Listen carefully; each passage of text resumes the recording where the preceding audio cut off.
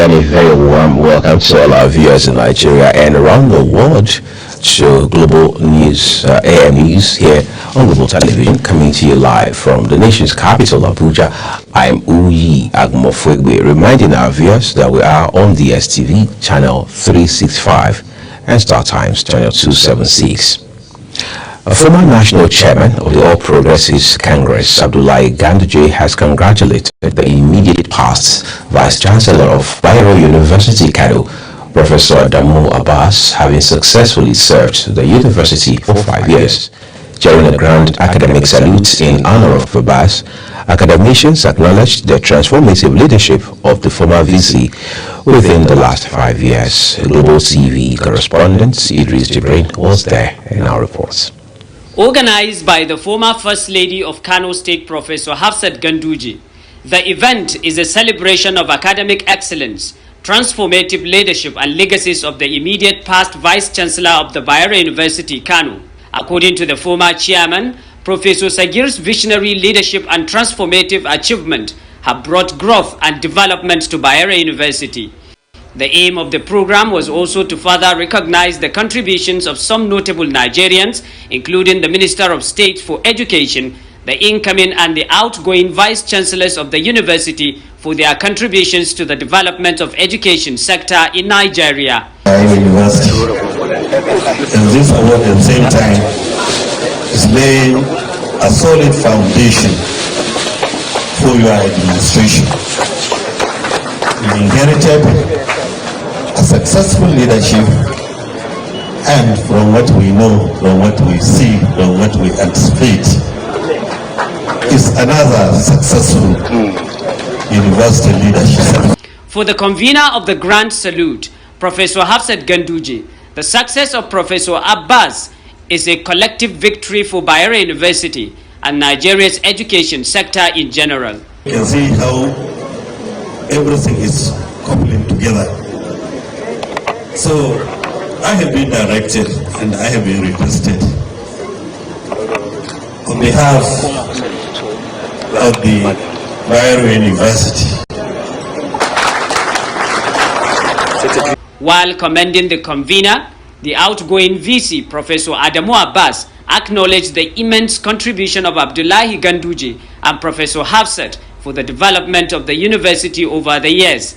Highlight of the event include presentation of awards to some promoted professors of the Bayero University, Kano, as well as recognition of the incoming Vice Chancellor, Professor Haruna Musa.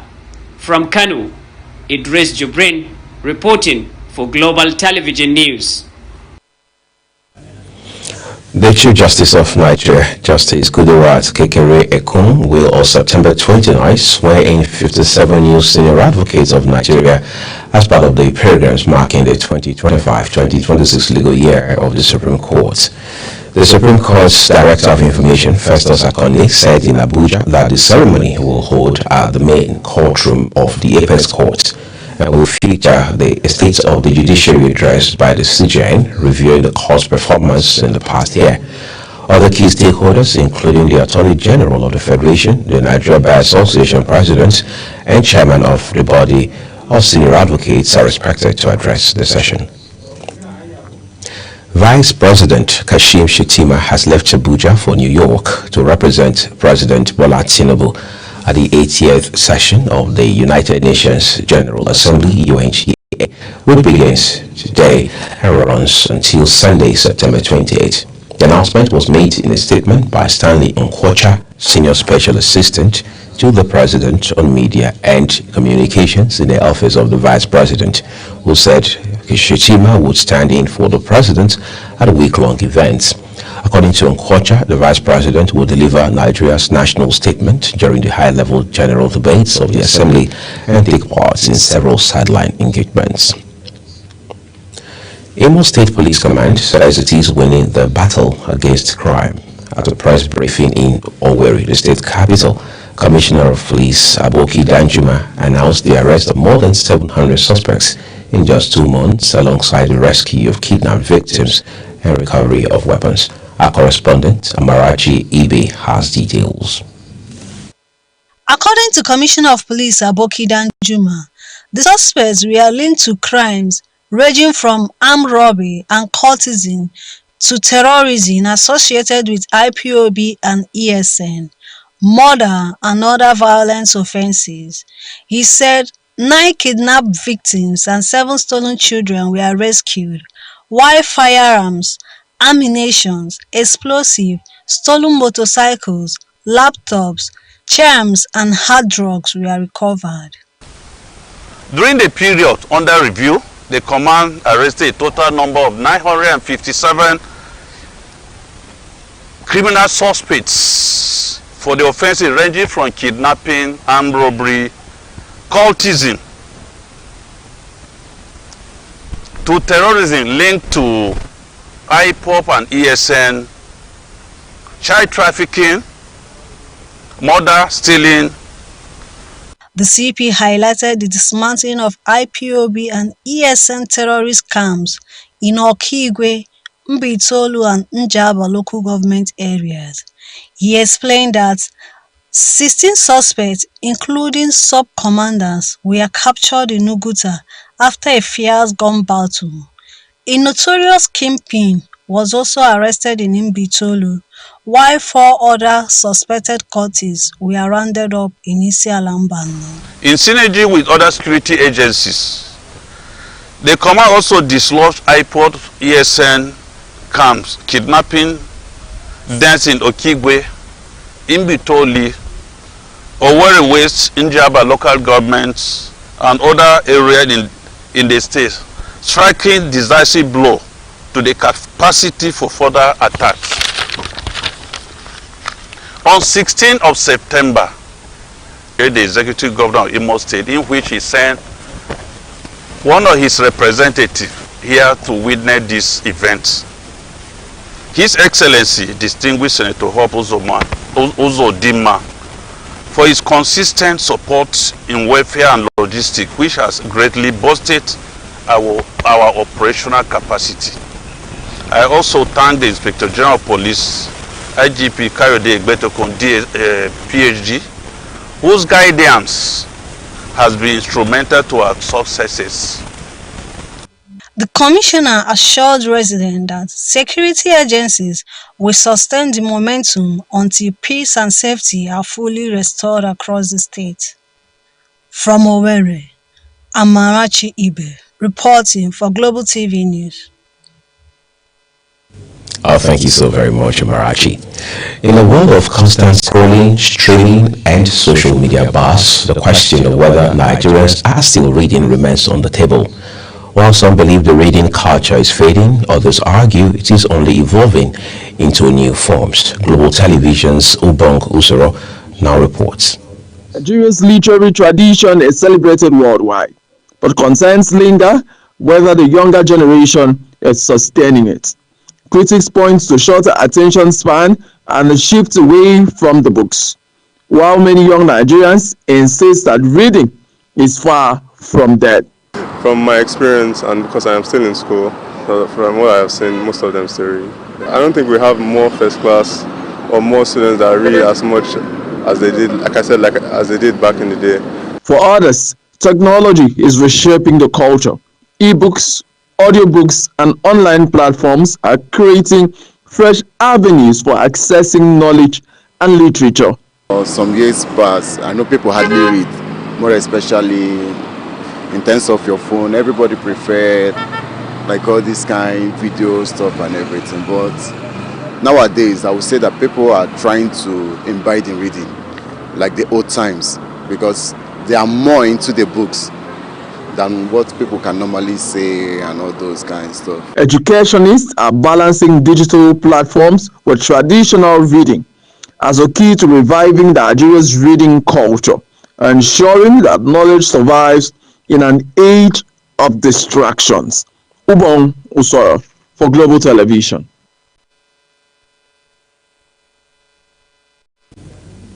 Fire disasters remain a recurring tragedy across Nigeria, from crowded markets to office buildings and residential areas, leaving destruction and heartbreak in their wake.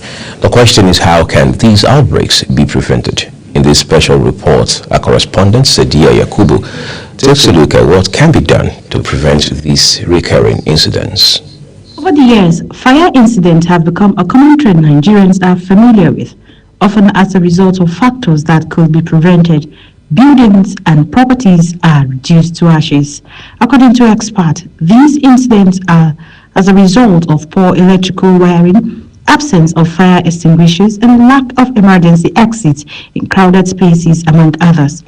Weak enforcement of building codes and poor access to firefighting facilities also contribute to these outbreaks. A lot of the causes of the fire outbreak is actually negligence by people. Some people are very negligent and they leave things like their gases and different things out, and they're not very careful. And I think it can be prevented when people are more careful.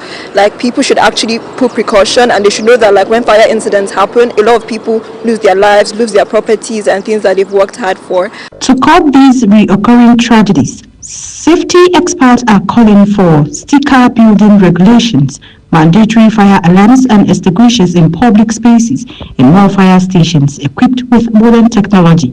They also emphasize the need for awareness campaigns and regular community fire drills. I think the fire service, provide like regular emergency drills for the people in the building or in an organization, and also we should have like the body go regularly to check, do like a regular check to make sure those fire systems actually working. Beyond government action, communities too have a role to play, from volunteer fire brigades to market safety committees and early warning systems. Grassroots involvement could significantly reduce the fire risk. While fire outbreaks may never be completely eliminated, their impact can be minimized with stronger equipment and a collective culture of safety. Nigerians can begin to break the cycle of recurring fire disaster. Sadia Yakubu, Global Television News. Quite timely reporting there. Thank you. We appreciate you for your reporting, Sadia. It was an evening of camaraderie, nostalgia, and celebration as the 47th regular course of the Nigerian Defense Academy held its reunion dinner and award presentation. The event, marked by elegance and military tradition, brought together officers, their families, and distinguished guests to reflect on 30 years of shared service, sacrifices, and achievements. Samuel Odi was there for Global TV News. The reunion dinner served not only as a social gathering but also as an opportunity to honor outstanding members and recognize the enduring bond formed since their cadet days.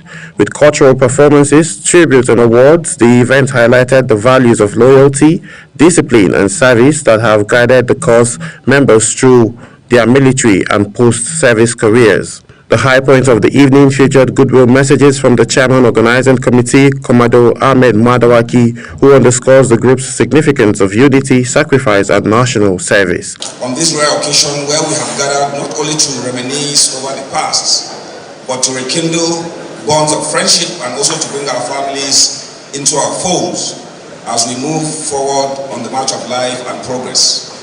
The special guest of honor, Air Marshal Al-Amin Dagash, says it was a great honor for him to be the commandant of the 47th regular course of 1995 and also reuniting with them 3 decades later.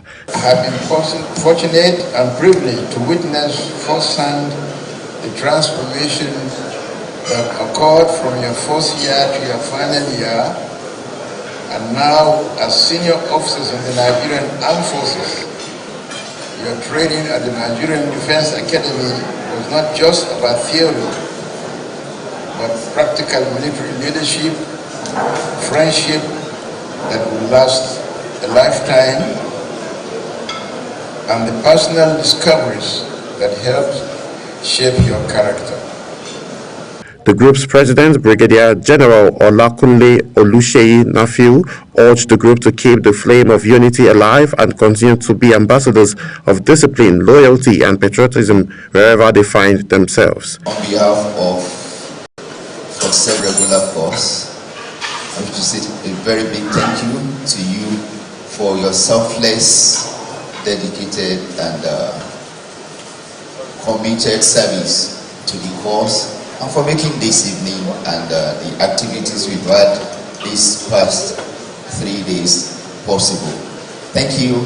The night ended with appointment of new executive members, laughter, awards, music, and dancing, but above all, the renewed bond of friendship and collective promise to keep the legacy of 47's regular course alive. For many, it was just not a reunion, but a reaffirmation of the value that bind them together as officers, friends, and brothers. Samuel Odi for Global Television News. You're watching the live broadcast of the AM News. When the rest of it returns, United Kingdom recognizes Palestinian state. Details coming shortly, plus business and sports stories for you on the other side of this break. Please do stay with us.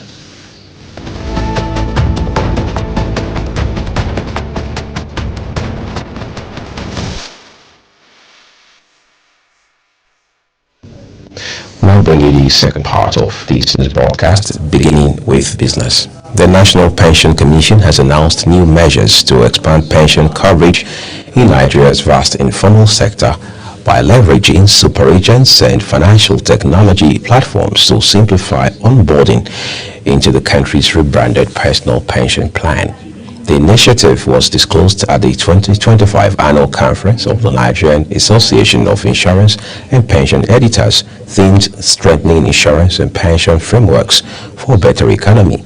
The Commission's Director General, Omolola Oloworaro, represented by Head of Corporate Communications, Ibrahim Buwai, acknowledged that onboarding difficulties have been a major barrier to the scheme's growth. Nigeria's manufacturing sector has sunk deeper into deficits as imports of manufactured goods outpaced exports by more than 14 trillion naira in the first half of 2025. The latest data from the National Bureau of Statistics highlights the scale of the country's industrial crisis and reinforce calls for urgent government action to reverse the trend. Although exports rebounded in the second quarter, rising to 803.81 billion naira, up 173% from the first quarter and 67.17% year-on-year. Industry players warned that the growth is insufficient to offset the flood of imports. In another development, the United States Census Bureau and the Bureau of Economic Analysis say Nigeria earned $2.21 billion from crude oil exports to the United States in the first 7 months of 2025. The agencies stated this in a fresh data it released. The figure underscores Nigeria's continued role as America's largest African crude supplier, even though shipments have weakened compared to last year. The data shows that the customs value, which measures the crude's price at the point of export, stood at $2.16 billion on a cost, insurance, and flight basis, which accounts for the full landed costs, including shipping and insurance. And after the foreign scene, the United Kingdom has formally recognized a Palestinian state. Prime Minister Keir Starmer made the announcement in a video on social media. Canada became the first G7 nation to make the move, followed by Australia before UK's declaration. Whilst Starmer said the decision keeps alive the possibility of peace and vows to keep fighting to bring home Israeli hostages, Israel's foreign ministry dismissed it as a reward for Hamas, as families of those still held in Gaza warned in an open letter that recognition could complicate efforts to secure their release. United States President Donald Trump has publicly urged his Justice Department to take action against his enemies, the latest in a series of moves that critics say have shattered the agency's traditional independence. In a social media post addressing Attorney General Pam Bondi, Trump fumed over the lack of legal action against California Senator Adam Schiff and New York Attorney General Letitia James, both Democrats. Schiff and James are among a handful of people who have been accused by a close Trump ally, Federal Housing Finance Agency Director Bill Putt, of falsifying documents on mortgage applications. Pro-democracy protesters from Eswatini have gathered outside the United States Embassy in Pretoria, voicing strong opposition to a reported deal between the United States government and Eswatini's monarchy that will see deported migrants returned to the Southern African Kingdom. Protesters accused King Mswani III, Africa's last absolute monarch, of striking the deal for personal gain, allegedly accepting up to $500 million in exchange, with no benefits to ordinary Swazi citizens. The protest highlighted broader frustrations with Eswatini's economic inequalities and authoritarian rule. Demonstrators called for an end to the monarchy, demanding accountability. And now time for some excitements from the world of sports. Botswana have stunned the defending champions, the United States, to win the men's 400-meter relay gold at the World Athletics Championships in Tokyo, Japan, clocking almost 3 hours to become the first African nation to claim the title. The Botswanan team delivered the historic win, with South Africa searching for bronze after running the same time as the Americans. With just over a month to go, excitement is building ahead of the Champions Cup match between Barcelona legends and African legends in Abuja. Brazilian football star Ronaldinho has been confirmed as one of the first players to feature in the exhibition game, and other former Barcelona players scheduled for October 25 at the Moshood Abiola National Stadium. The squad will be led by Barcelona Legends coach Albert Ferrer, with additional names expected to be announced in the coming days. President of the Nigerian Cricket Federation, Uyi Akbata, has been re-elected for a second term in office. Akbata emerged unopposed during the Federation's annual general meeting and board elections, which ended in Abuja. The election was decided by 37 delegates, with 12 other board members also emerging to steer the affairs of the Federation for the next 4 years. And as Global TV AM News for you, a quick reminder that we are on the DSTV channel 365 and Star Times channel 276. As always, we will remind you to follow, engage and subscribe across all social media platforms using @Global TV NG, as well as other handles as you now see on your screen. I am Uyi Agmofoge. Global Morning starts shortly.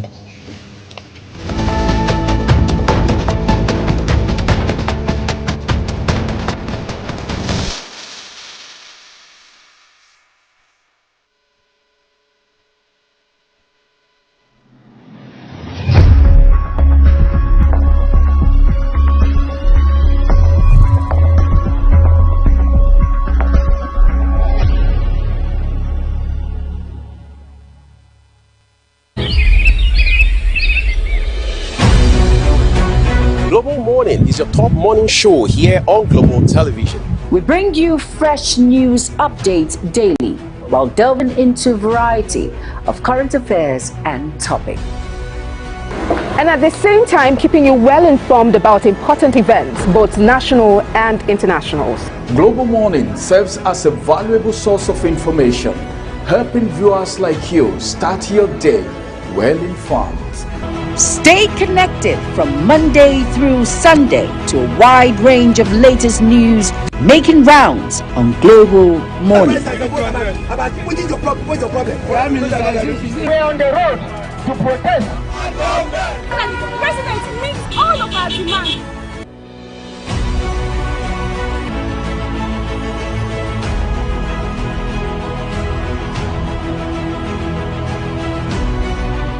This is Global Morning.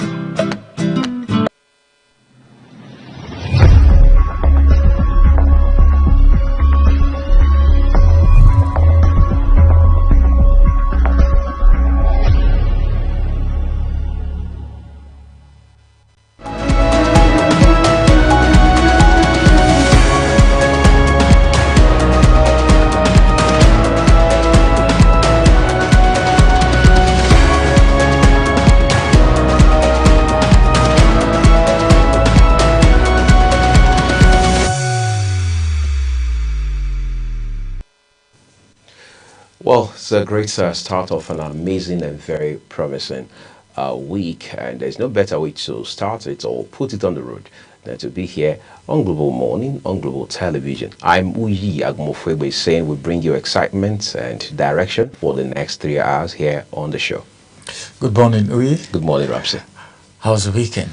Well, we made the most of it and we're staying grateful as always. Yes, I think this weekend is one weekend that, for me, I feel people relaxed a little bit. Because was it because of the rain? Yes, like I think the rain is trying to wind up. So there is this. Nigerians, you already know what I'm talking about. A beautiful good morning to every one of you. Many thanks for joining us. It's going to be a smooth sail on Global Morning today. Well, it is always a smooth sail here on Global Morning, and that's the least that we can promise you on the program. So you're still with us as we continue to guide you through conversations that matter to you here on the program. Of course, quite a number of things to talk about today. Nigeria is still pushing the frontiers on many fronts, including well, politically, because whether you like it or not, the incidents or the events, I should say more appropriately, from River State the last couple of days has again redefined this sort of conversation that we're having about our dear country, Nigeria. Because whether you like it or not, there has to be a measure of politics to help drive the nation, even though we know the concern essentially is that politics and the way we play it must serve the overall interests of the larger majority. We're taking a break, everyone. When we return, we'll begin to unfold it for you one step at a time. Do stay with us.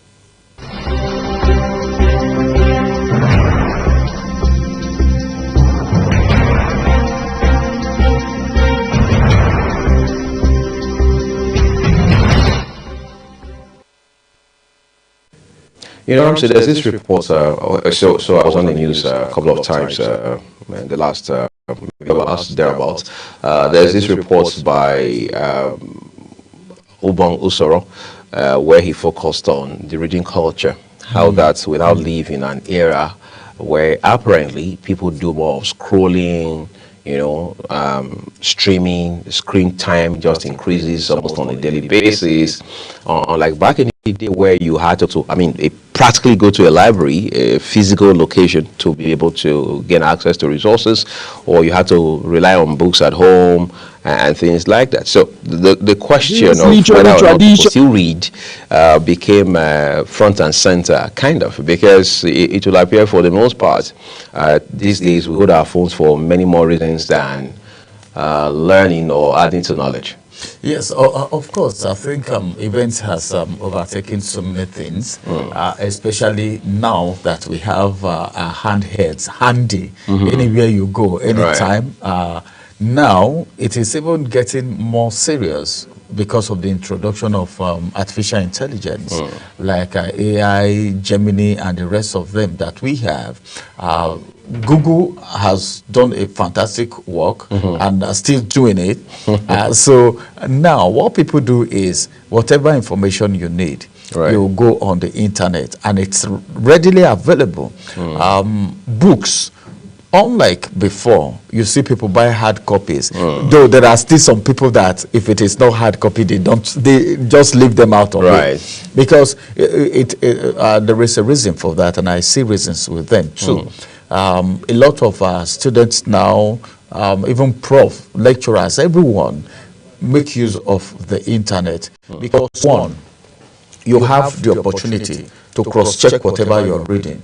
You read from this person, you read from this person, and you know, for you to get a better understanding of a particular topic, you need to read from different persons and get their own perspective. Multiple sources, you know, so that you can at least arrive at what you are really looking for.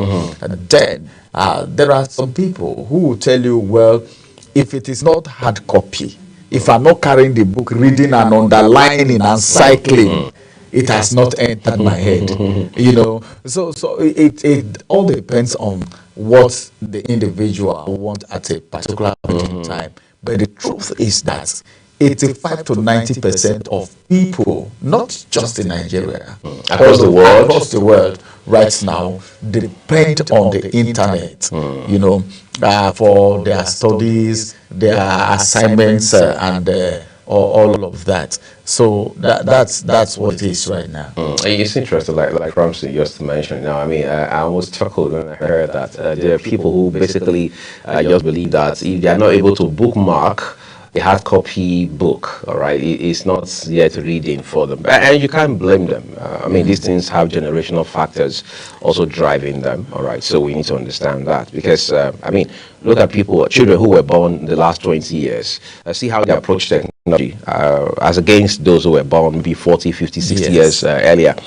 See how, I mean, look at their perspective, look at their outlook, all right, on tech and its evolution. So these are generational kind of elements, but then we try to see how we can bridge regardless of the generation, because whether you like it or not, future is forward facing. So even if you are 4 generations before this one, it still doesn't change the fact that you will have to rely on tech to do a lot of things, whether you want to do it by yourself or you want a proxy to do it for you. But the central point here is that people have to read, people have to learn.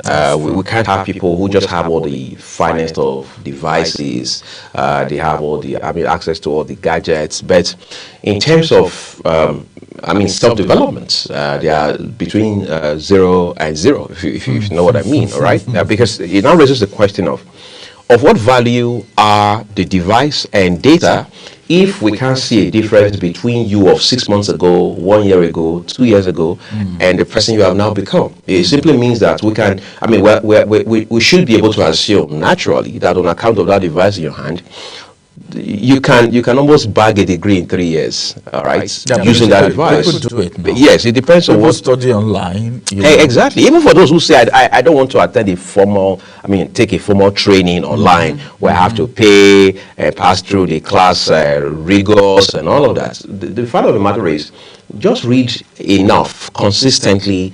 I mean, be thematic about it. For example, if Ramsey says he just wants to read on business development for the next 3 years, he wants to grow his capacity in that area for the next 3 years straight.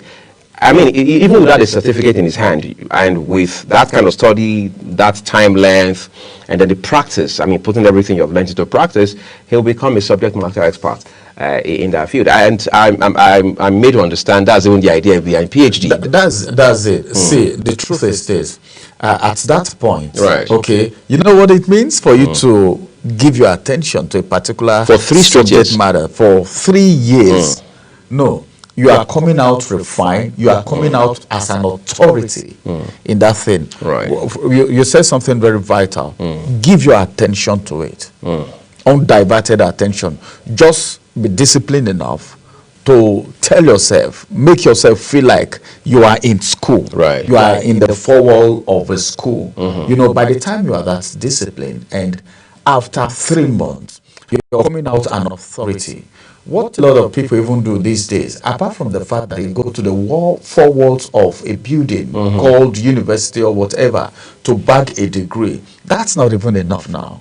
Right. If you're wise enough, you need to be 2-3 steps ahead by doing what you just said. All right, equipping yourself, making yourself a master. That's why we talked about multiple sources just now. You get this knowledge. Sometimes some lecturers come to class, and the way you're speaking, the way you're even asking questions, they marvel. That's to say, you have gone ahead. These materials have been devoured, you know, and you're coming out. So what a lot of people do is, well, apart from the certificate, there needs to be certificate. Because if you have certificate and you don't have certificate, you understand, it's one thing for you to have the certificate and you don't really know what is there. Are you competent? Are you competent enough? Because now, all right, maybe because I'm in the media space. In the media space, we believe more in practical.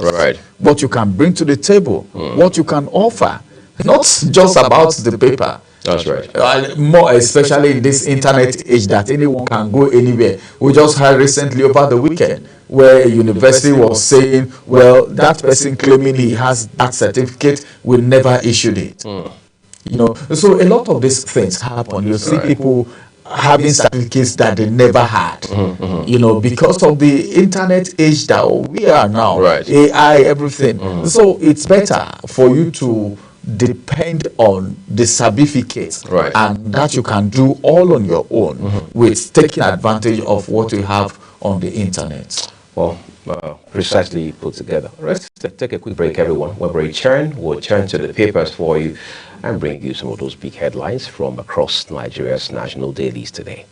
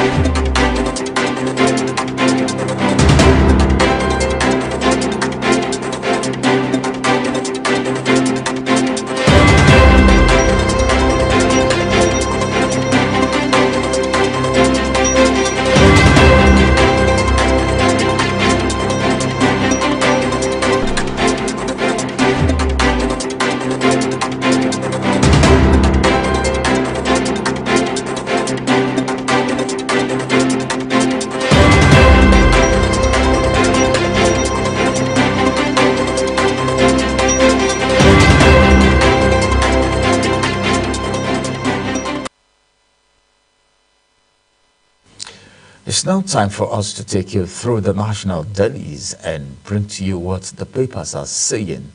One of the things that we do on Global Morning is to take you through the various headlines for the day, as many that time will permit us. And now we want to get started with the Guardian newspaper.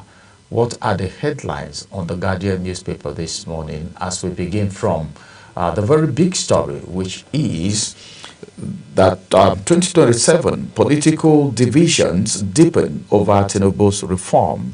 Details of that you can actually find on page 6 of the Guardian newspaper.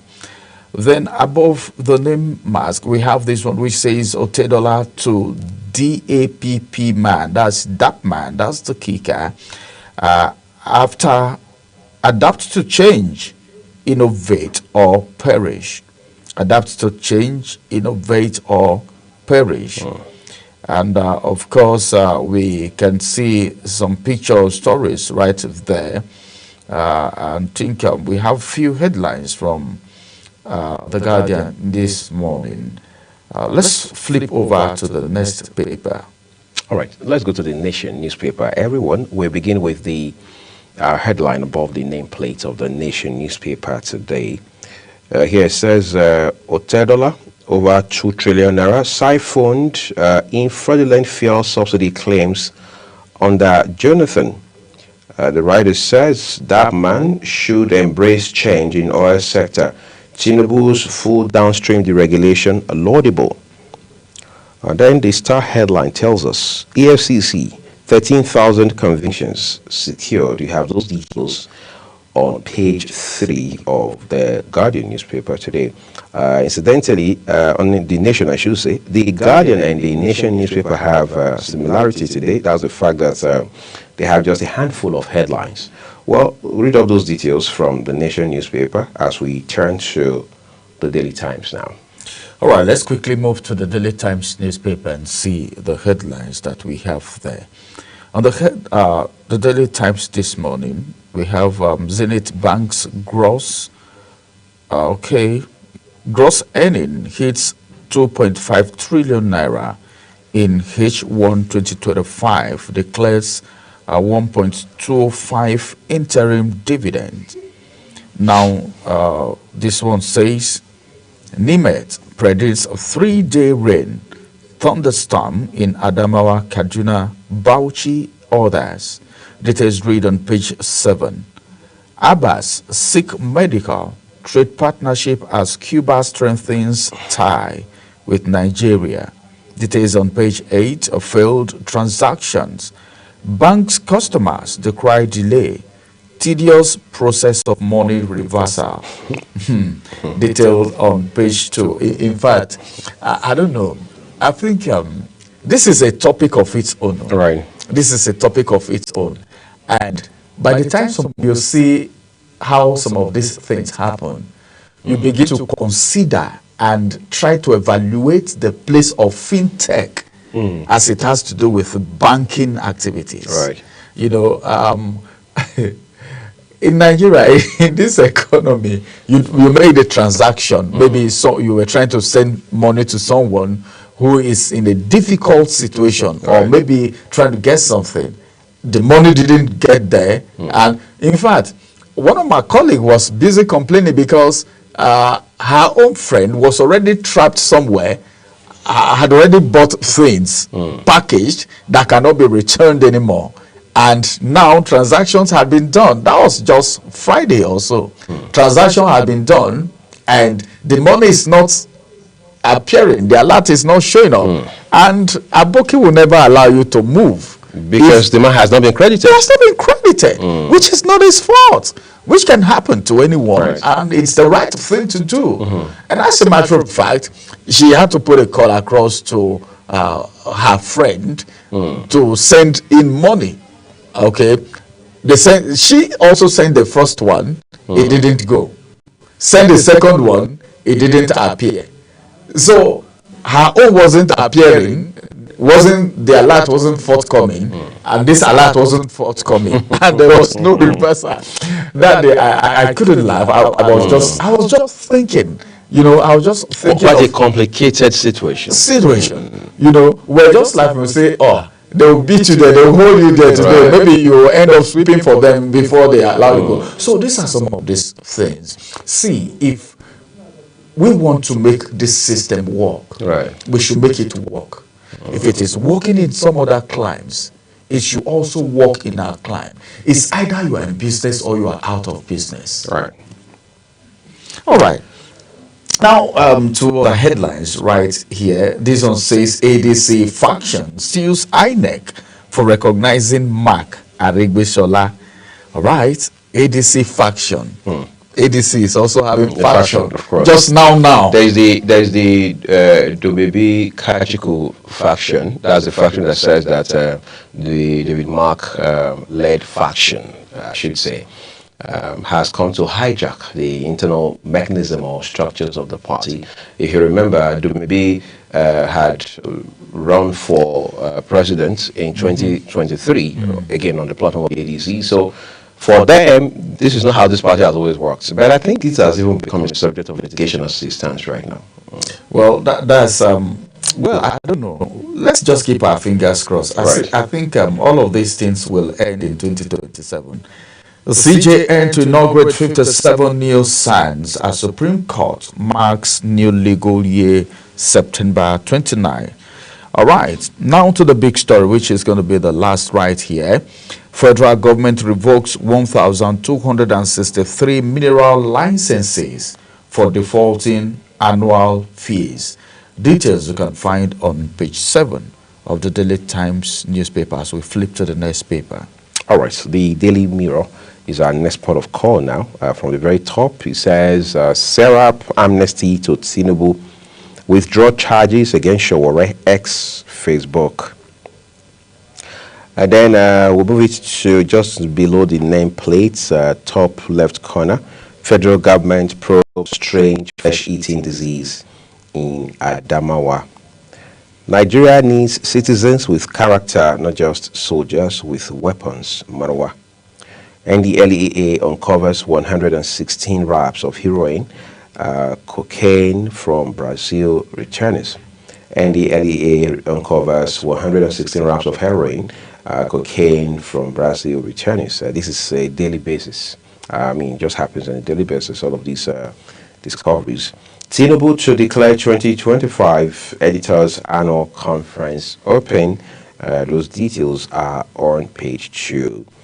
Rivers people deserve to know what Fubara agreed with Tinubu. And Q Briggs, is that not fair enough? It says here, accuses PDP of betraying the trust of Rivers people, Nigerians. I was just reflecting on Nigerian political landscape this weekend, Ramsey. And River State, again, as is always the case, crossed my mind. And I was asking myself the whole time, you keep hearing Mr. Wike say agreement is agreement, in obvious reference to the understanding between him and Fubara. And you're asking yourself, hold on a second, what is that agreement about? What are the clauses or what are the terms in that agreement? What is that agreement about? In whose interests was that agreement entered into? Nobody has said anything, not even Fubara, not Mr. Wike himself, I mean the Minister of the FCT. And now, someone here, and Kyo Briggs, is saying that Rivers people deserve to know what Fubara agreed with Tinubu. They have the right. Because if you say you're 70 people, obviously they elected you. Yes. All right. So you are a governor by law. You are a governor by facts. You didn't shoot your way into office. Why are you not telling the people of the state? This is the reason. These are the things I met with the president. These are the things I discussed with him. You don't have to go into all the details, but at least the highlights of it. All right. How does that meeting with the president serve the interests of the people of River State? You have had meetings too with your political godfather, Mr. Nyesom Wike. What were those meetings about? Fubara was caught on video at one of the events marking the funeral of late Dr. Edwin Clark, where he said that his spirit had left the River State House, that was no longer interested, that nobody should fight for him, that he didn't ask anybody, didn't mobilize anybody, he didn't commission anybody to fight for him. All right, what has changed? Of course, people will say politicians will ultimately always be politicians. Yeah. All right, let's go wrap it up on the Daily Mirror. I monitor this morning. Here it says FG revokes 1,263 mineral licenses over service fees. Two riders with the headline says, let me see what that says now. Says era of obtaining licenses, keeping them in drawers for the highest bidder is over. We really hope so. What else? Lists of revoked licenses to be forwarded to EFCC to ensure debtors pay or face wrath of the law. That's talking about mineral licenses, which is a big deal in this country right now, and there's so much truth that has not been told. And where some truth was told, we didn't see any action taken. Quite a sad situation, but we won't allow that to leave us stuck on the Daily Monitor here. We're going to move on to the Leadership newspaper. All right, let's quickly get to the Leadership newspaper this morning and see the headlines that we have on the Leadership. Right under the Leadership here, I have this story which says Dangote Refinery is Nigeria's future. Otedola tells that man. All right. Then there are some writers to that story. Says old depot economy, dying. Says old depot economy dying. Backs Dangote, dismisses association's resistance. All right. I think the rest of what we have here is an advert, like we always have them from that axis. But before them, African Democratic Congress struggles for foothold in Southwest. All right. Government probes outbreak of flesh-eating disease in Adamawa State. Well, that's what probing. Let's know what the problem is. Where is it coming from? All right. The picture story there is just an advertorial. We move away from there to the next paper. All right. Well, let's take a look at the Standard Times now for you. From the Standard Times, top right corner, Standard Times. Here, we should begin with the one just beneath the nameplate. That happens to be the star headline. Why Nigeria's crude oil production drops to 1.63 MBPD in August. That's according to NUPRC. NICOM partners NCRIB to deepen insurance awareness.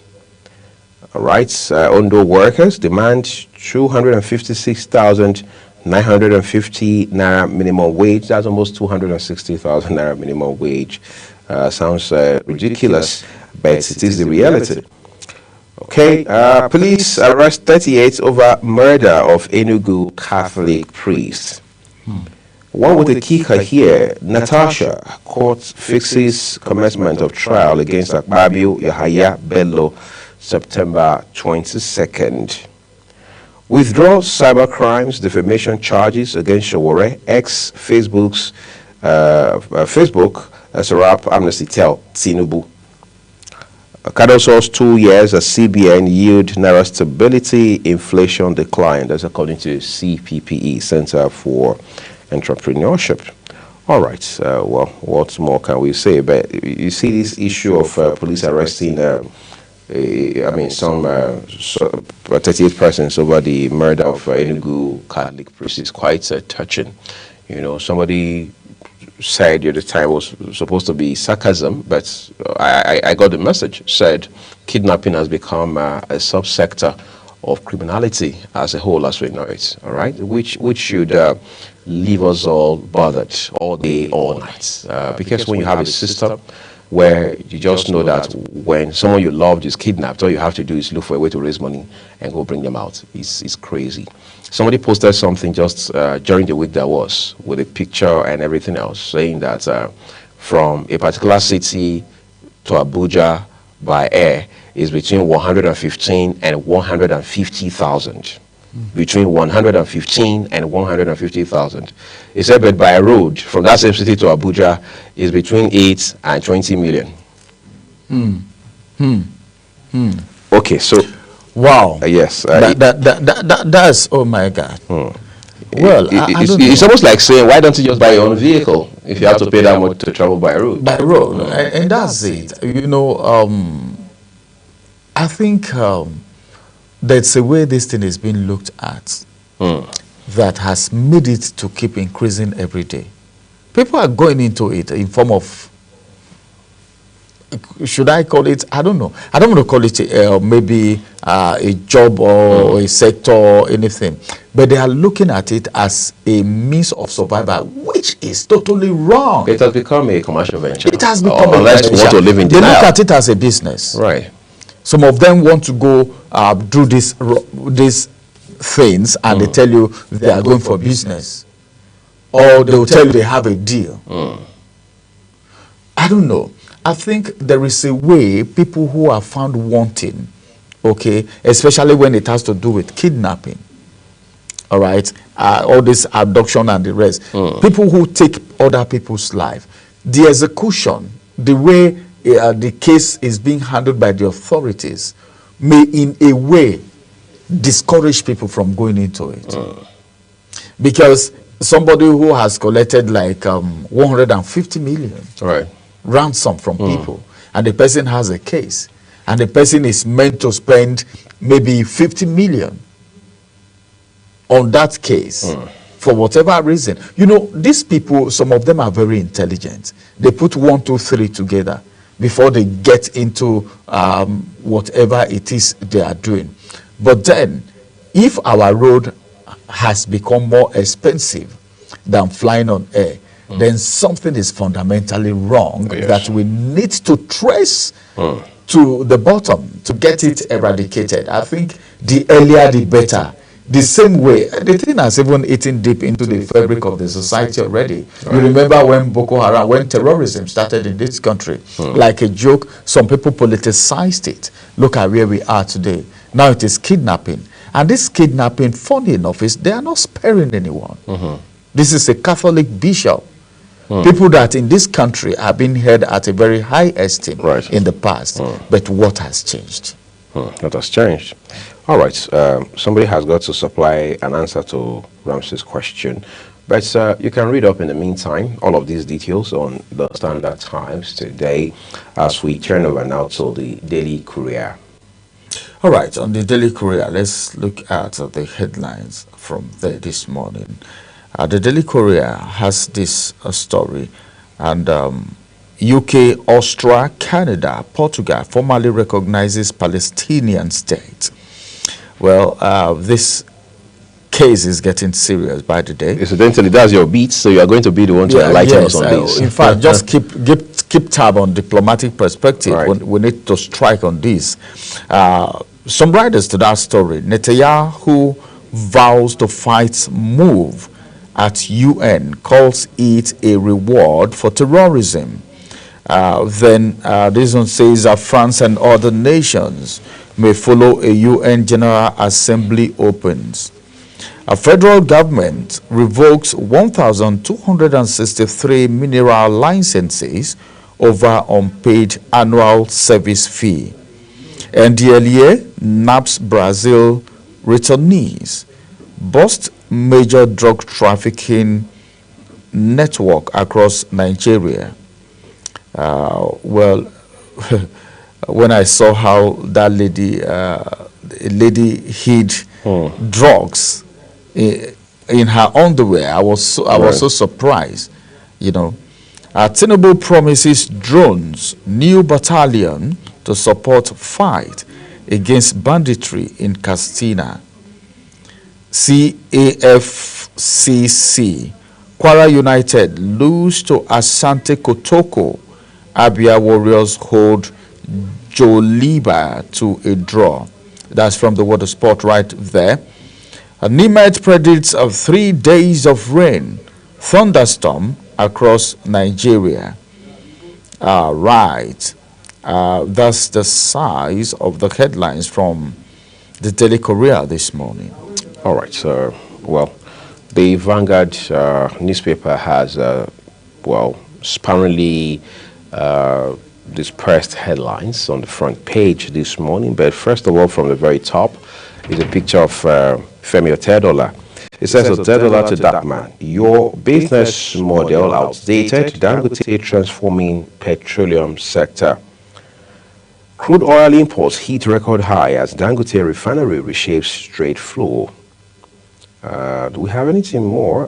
Those are basically it, but it will appear that this tussle, if you like, strife between the Dangote refinery and Dapman is going to be here for a while because Dangote is apparently bent on revolutionizing the sector, especially the supply chain end of it, which Dapman and Upeng appear to not be comfortable with. But we must find an amicable way to resolve this and to ensure that the downstream sector, the upstream sector doesn't have to suffer any more than it already has. That's true. All right. Those are your headlines from the Vanguard. Next paper will be the First Daily. On the First Daily, we have this headline: Serap Amnesty urged Tinubu to drop charges against Sowore, Facebook, and X. Well, I think it's getting farther. It's going farther than we expected. Tinubu celebrates First Lady Oluremi at 65th birthday. Well, the encomium is so much. Well, the president said Nigerians owe the First Lady so much. And she has really given out so much to this country, you know, from being a senator to being the First Lady. So she understands what's going on in the system. Happy birthday to the First Lady once again. 38 arrested as police hunt killers of Enugu Catholic priest. Supreme Court opens new legal year, confers SAN rank on 57 lawyers. Western powers recognizes Palestine. Netanyahu insists no Palestinian state. Don't punish brilliance. Parents protest JAM's university age limit. I think we talked about this over and over and over and over again. Right. A lot of people differ in opinion. There is diversity of opinion as it has to do with this issue of age limit. Even the federal government at a time had intervened in this. But then parents are still insisting.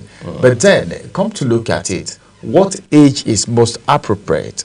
You take into consideration a lot of things, and some people are very brilliant, but yet their age is not up to maybe 18 as per se, or maybe slightly above 18 or something. I know the franchise age in Nigeria is 18 years. But then going to school, is it all about capacity, intelligence, maturity, or what do we need to look at before we talk about this? A lot of people differ in opinion. Some will tell you, well, there are children that are very intelligent and need to get to school as soon as they go through their primary and, of course, secondary. They need to go to the university, irrespective of their age. And some will tell you, well, the university is not what you think. The parents are not there, though the child is intelligent. But is the child mature enough to be able to at least acquaint themselves, are they mature enough to acquaint themselves with what happened on campus? This has posted a lot of debate. So it's left to you to just think of what you feel is obtainable and is necessary and is proper and is the best for the children. We're in the 21st century, in the digital age. We have a lot of digital children now. Right. Some children are coding already at a very tender age. They are learning coding even from their primary school. That's right. So we need to take one or two into consideration before we actually forge ahead. Back to the headlines now. Still from the First Daily. This one says, Gumi urges government rehab Fulani bandits. Copy Niger Delta model. Oh my God. All right. That's that. Then this one says, 38 arrested as police hunt killers of Enugu Catholic priest has been taken. Kuture Joanna evicted from Big Brother Niger house. That's a reality show. Then finally, Serap Amnesty urged Tinubu to drop charges against Sowore, Facebook X. Well, I had to take that again because it's reappearing on almost all the papers, and those are the headlines from the First Daily this morning. All right, so let's go to the New Telegraph now. Again, we begin from the top of the headline, the name masked for you. Nigeria's money market poised for more liquidity on fresh 751.2 billion naira inflow. All right, one here with a picture of First Lady Senator Remi Tinubu. Says Tinubu hails wife on 65th birthday to declare 2025 editors annual confab open. Those details are on pages 4, 5, 7, 26 and 28. 2027 early campaign trap set for opposition parties by APC Galadima. All right. As it's near, he says, Wildlife Society warns against bushmeat consumption.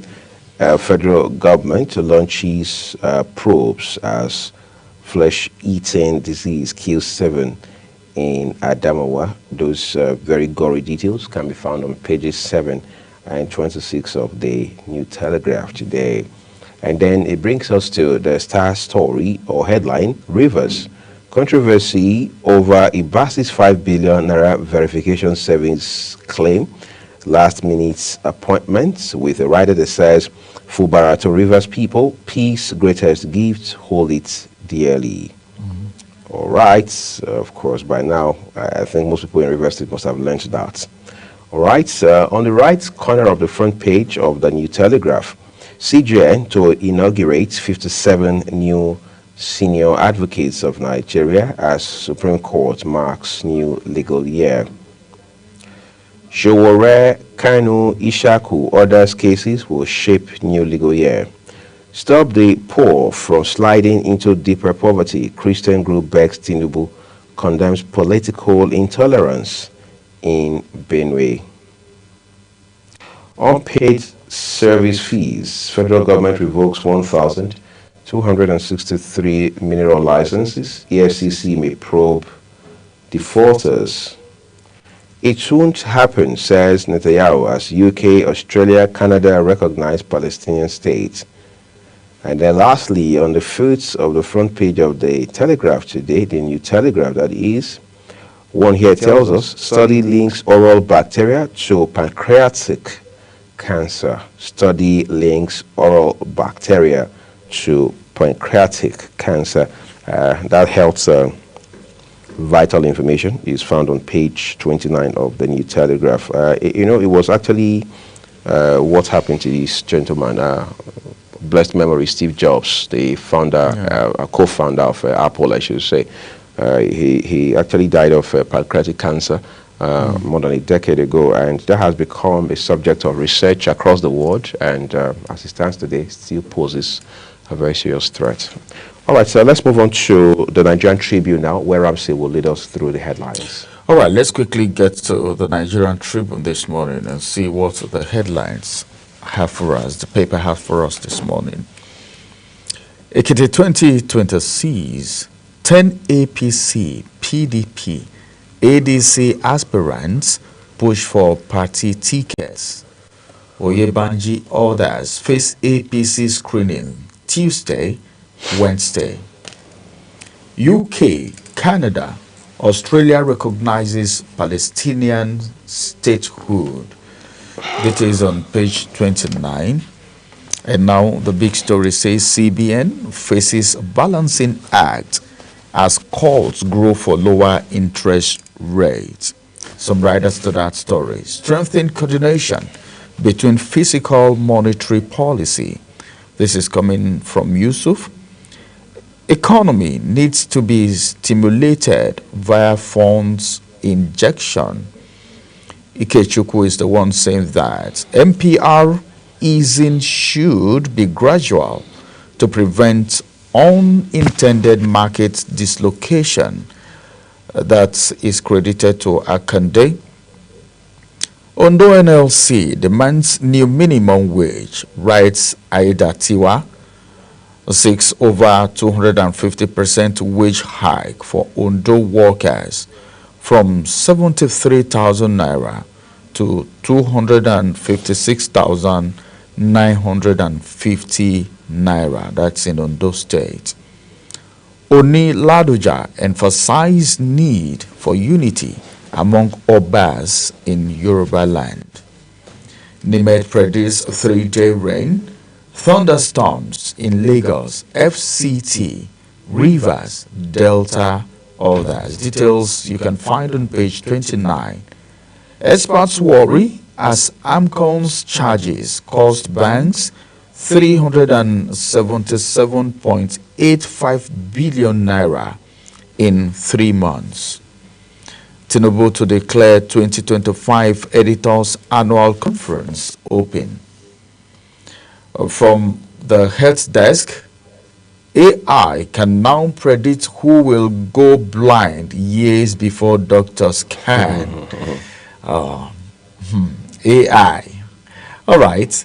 That's that from the Nigeria Tribune. But then if you look at that critically, I wonder, we just talked about that before we got started, the advent of AI and a lot of things coming into the space. Well, I think we need to create more room to be able to absorb all of this, because whether we like it or not, it's face to face with us. It's either you take it or you reject it. Okay, well, thank you, Ramsey. Let's turn to the National Star newspaper for you now. The big headline here first says, again, boat accident claims 10 lives in Sokoto as Lakorawa killings persist, with a rider victims drowned while fleeing terrorists attack. Quite a sad story. JAMB, parents urge federal government to intervene, scrap age limits. Kaduna communities still in darkness after tower collapse. FCT nurses issue ultimatum, they cry non-payment of arrears, decay hospitals. The same thing the National Association of Resident Doctors, FCT chapter, had complained about and even went on strike over. Federal government revokes 1,263 mineral licenses over defaults on service fees. Bottom right, Australia, Canada, UK formally recognize Palestinian state. Hunting, eating bushmeat exposes citizens to disease, Wildlife Society warns. Hunting, eating bushmeat expose citizens to disease, Wildlife Society warns. Customs set to retire 825 officers. Excuse me. Nabbed Brazil returnee excretes 116 wraps of heroin, cocaine. Well, I think that's one challenge we've been dealing with in recent years, Ramsey, where you find non-Nigerians coming into our space to drive these drug business, and it's quite sad. Well, in fact, it's an unfortunate situation, as a matter of fact, because the way it's going, if our borders are not tightened.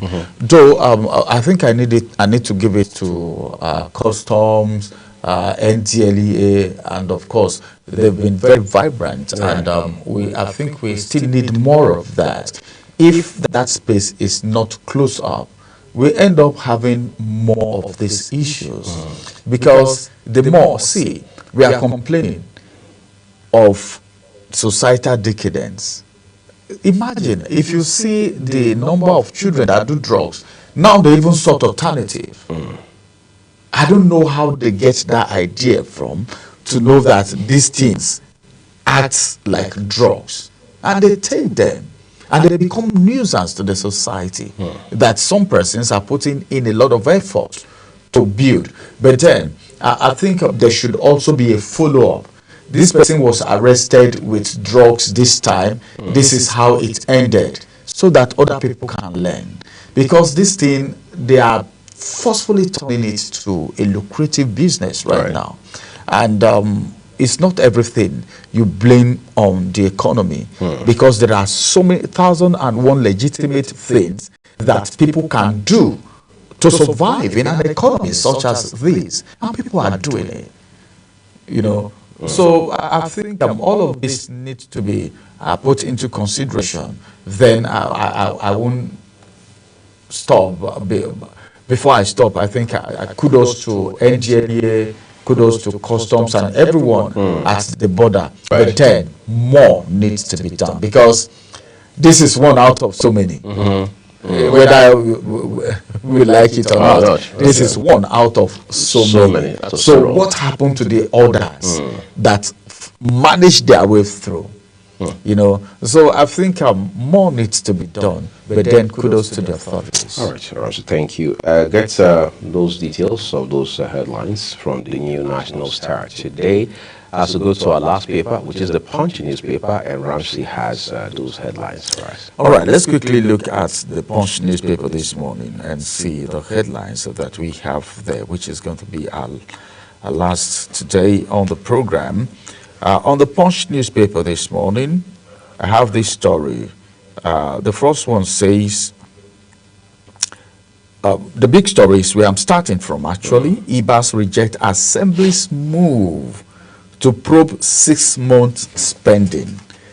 IBAS reject Assembly's move. I don't know. Does he have the capacity to reject that? Well, I think the court will decide on that. But you see, when people approach the courts with such prayers, as it said, I mean, they are called in law. I'm wondering, what are you trying to, what's the point trying to prove? What is the motive? What is the goal you're pursuing? Because if there are no issues around it, if your conscience is clear, as we say, your hands are clean, your records check out, why bother? Because first of all, it's going to cost you money, it's going to cost you time, it's going to cost you energy, and add to that, which is even the most important, it puts your reputation, if any, on the line. So if I run company A, for example, after 6 months, I need to leave. Ramsey is coming in. Ramsey says he's going to look into the books and see how I ran the entity for a 6-month period. I say, no, I'm going to court. I need to stop Ramsey and his team from being able to look into how I ran the place, my time at the organization and all of that. It just shows one thing, that something is wrong somewhere.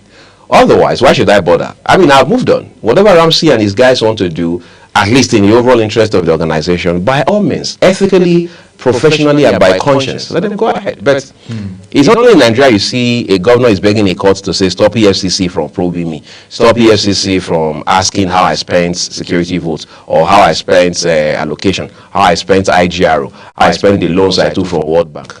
I think while you were speaking, I was getting insight.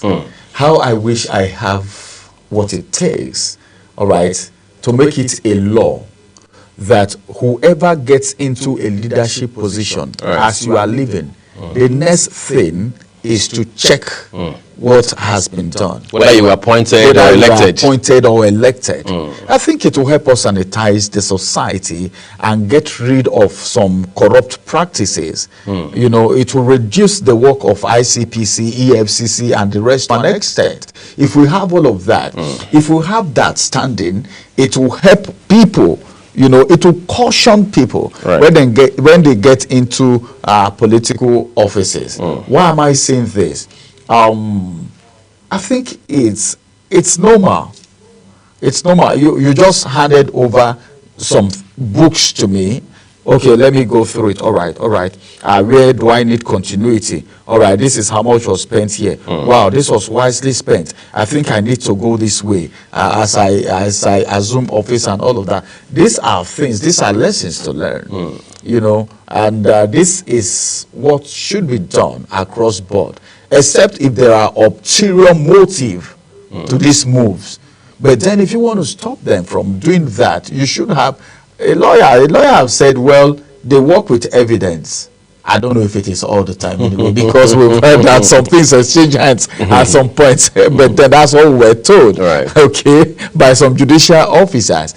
So I think if everything is okay and your hands is clean, this thing may not even take more than 24 hours to do. So let's just get this thing out of the way. The people of Rivers State need governance. They need to enjoy the dividends of democracy. So the forth and back, I feel, should be over at this point in time.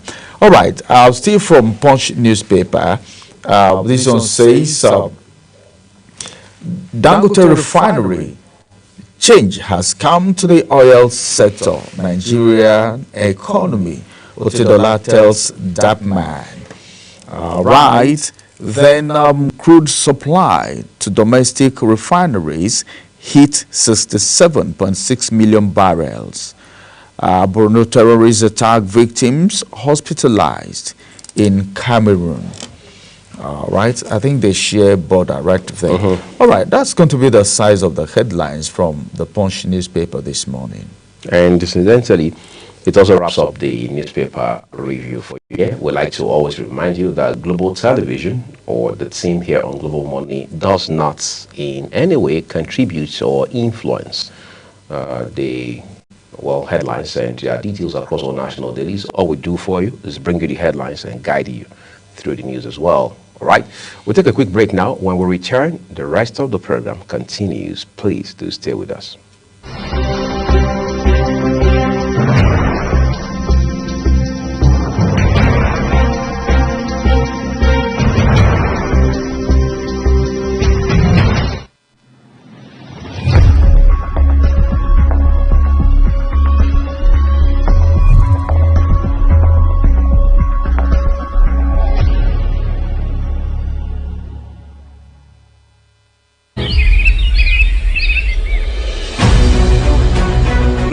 Is your top morning show here on Global Television. We bring you fresh news updates daily while delving into a variety of current affairs and topics. And at the same time, keeping you well informed about important events, both national and international. Global Morning serves as a valuable source of information, helping viewers like you start your day well informed. Stay connected from Monday through Sunday to a wide range of latest news making rounds on Global Morning. We're on the road to protest. The president meets all of our demands.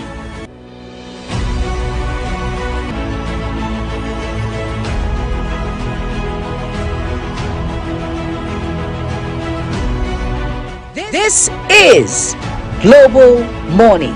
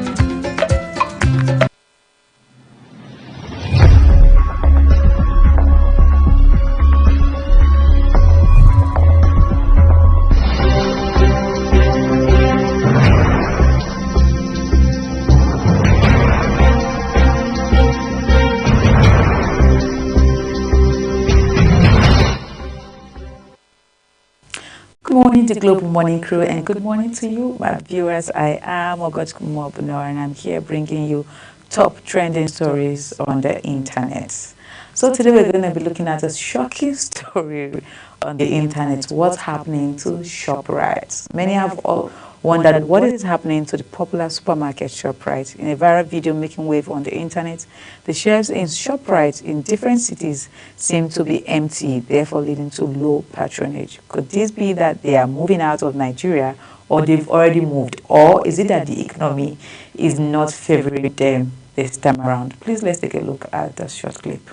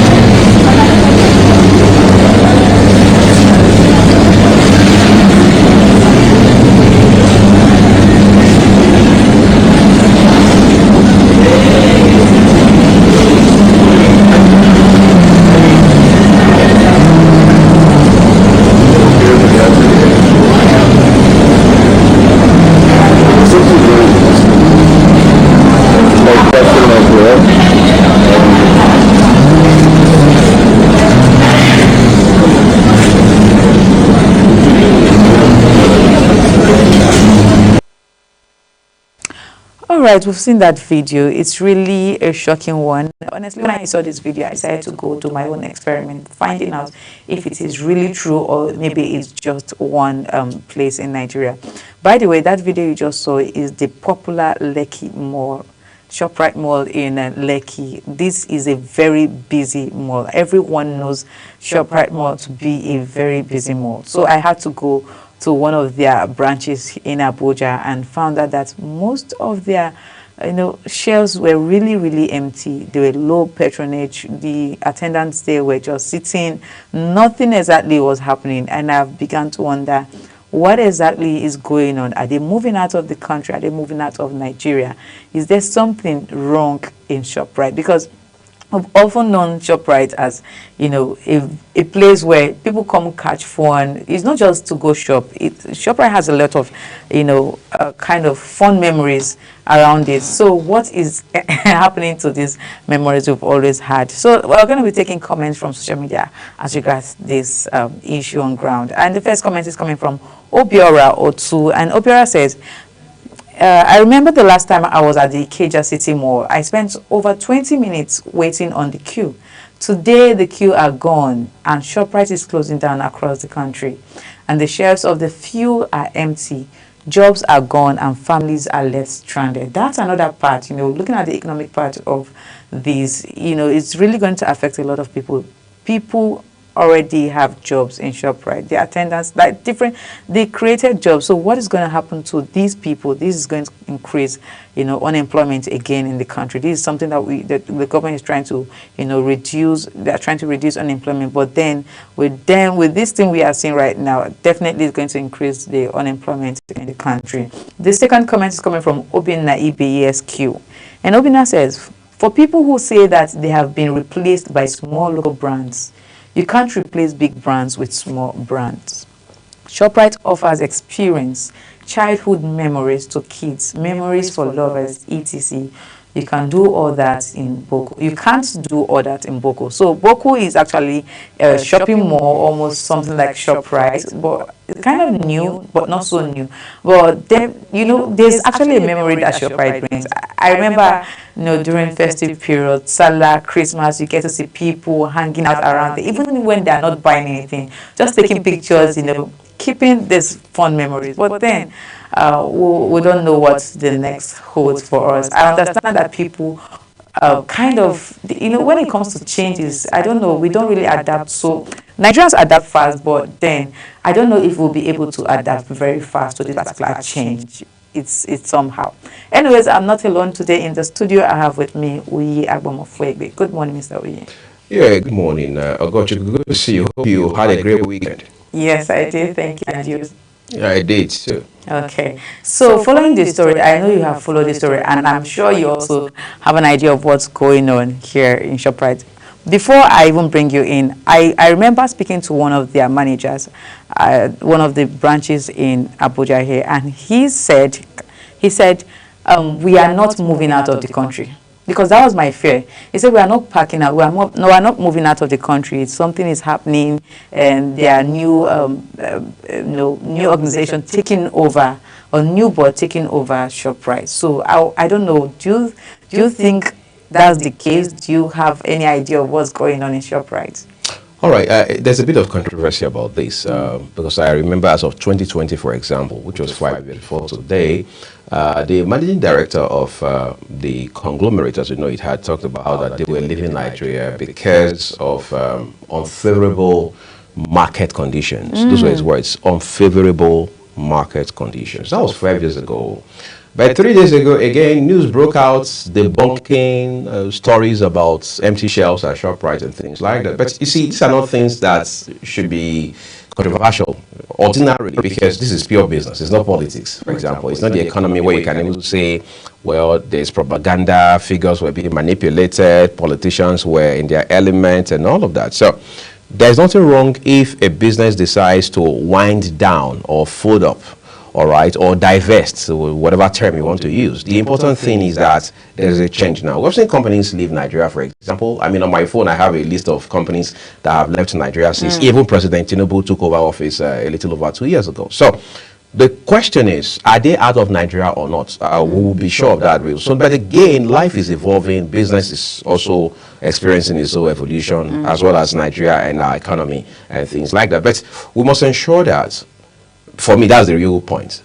Companies don't leave, businesses don't leave because of these unfavorable market conditions. They shouldn't leave here because we don't have steady power. They shouldn't leave here because there's multiple taxation problem. They shouldn't leave here because there's too much of, if you don't mind, middlemen, all right? Because sometimes you even hear stories, very unsavory stories of how that you're coming to Nigeria as a prospective foreign direct investor, and then to register your company and establish your corporate presence, do the due diligence paperwork and what have you, you have to pay Ogochukwu. Ogochukwu has to sort, we has to sort a guy in the customs, a guy in the, FIRS, CAC, and all of that. We must make we must simplify the system. We must break things down. We must make it incentivized in such a way that people are jumping over themselves to want to come invest here. And finally, there was an initiative that had been started in the days of late former President Muhammadu Buhari, which was spearheaded on behalf of that government by former Vice President Professor Yemi Osinbajo. It was the ease of doing business initiative of some kind, which was to make sure that from the point you're registering your business or company, there is ease, there's measurable ease, in such a way that people don't have to have sleepless nights just to start a business. Of course, the hassles and rigors associated with this, starting businesses in Nigeria and stuff like that. So this ShopRite case is a lesson we must learn if we must make progress and move forward as an economy. Do you even think that the country is ready to learn? Because I remember back in the days, I know I met UAC Food. There's something like UAC Food, then the GSK. We've lost a lot of companies, a lot of people who have moved out of the country, and now ShopRite. I also know that ShopRite is a South African company, and this is Africa. We're not even going far. If they keep moving like that, I don't even think the country has really learned. I don't think they have learned from GSK, from USC, from other companies that have moved out of the country, because we can't even let people lose their jobs, memories gone. So what happens to the mall? What will happen to the building? What are they going to do to it? Will they be like a replacement or something? These are questions I know a lot of Nigerians will be asking. I really need answers to these questions, because we were talking about people coming in to, shop, and you are seeing things concerning shopping, buying stuff, and all of that. But if we look at it, people still patronize ShopRite. Someone talked about little small supermarkets coming up. Maybe they are the strong competition, but I think people still patronize ShopRite. People still go there because of the little discounts. Sometimes you see like 5 naira discount, 10 naira discounts, especially during festive period. These are discounts that you don't even get from other supermarkets, but you get it from ShopRite. So I don't want to even think that it is low patronage from them that is causing them to fold up or move out of the country. I really do not want to think that way, because they really have good stuff. Although there were times that you go to ShopRite and you look for a particular product and you don't get to see it. You keep searching. Different products were missing. People were beginning to leave the company, ShopRite. They no longer drop their product in the company. But when you go to other supermarkets, small retail shops, you get to find those products. I guess maybe these are one of the reasons why they had to, leave, or I don't know what is going on. But then I really need answers, and I'm sure a lot of Nigerians need answers to this. Well, this is all we have for you today on Social Buzz and Global Morning. Thank you so much, Oyi, for your contribution to this topic of discourse. I am August Kumobune, and Global Morning continues.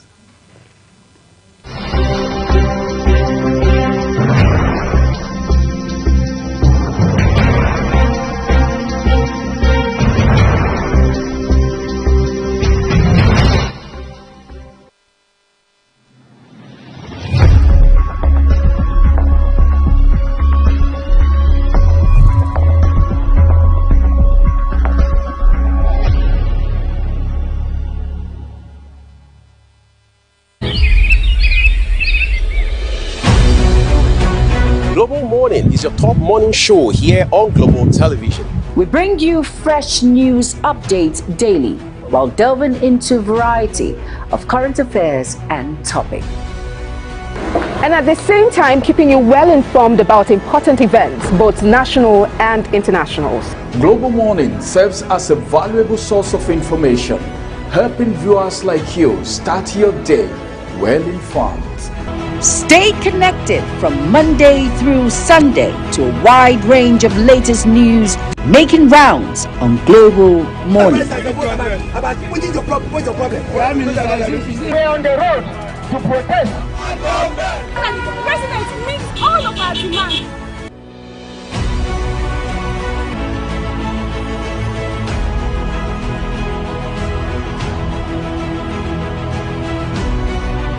This is Global Morning.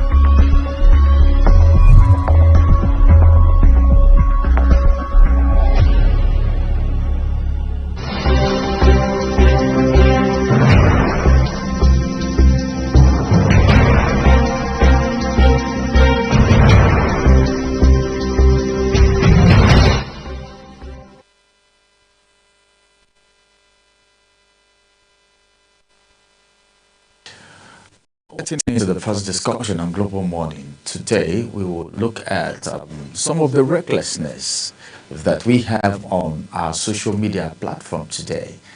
Some persons have argued whether or not social media, the internet, is more of a blessing than a curse. But then, some persons have argued that it also depends on the usage of these social media platforms that we have. Some have used it wrongly and gotten wrong positive results. Permit me to use that word. All right. The results came out, but then it never lasted because of how they ended.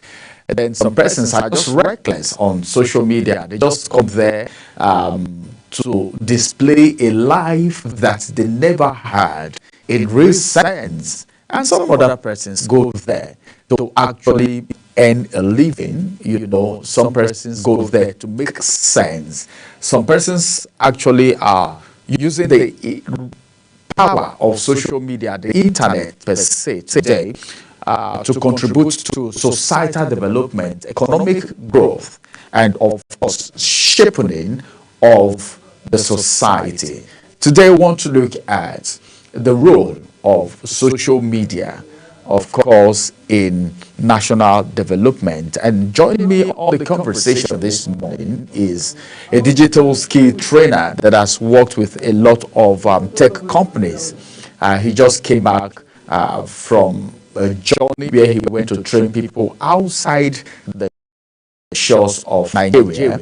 As a matter of fact, also a public affairs analyst.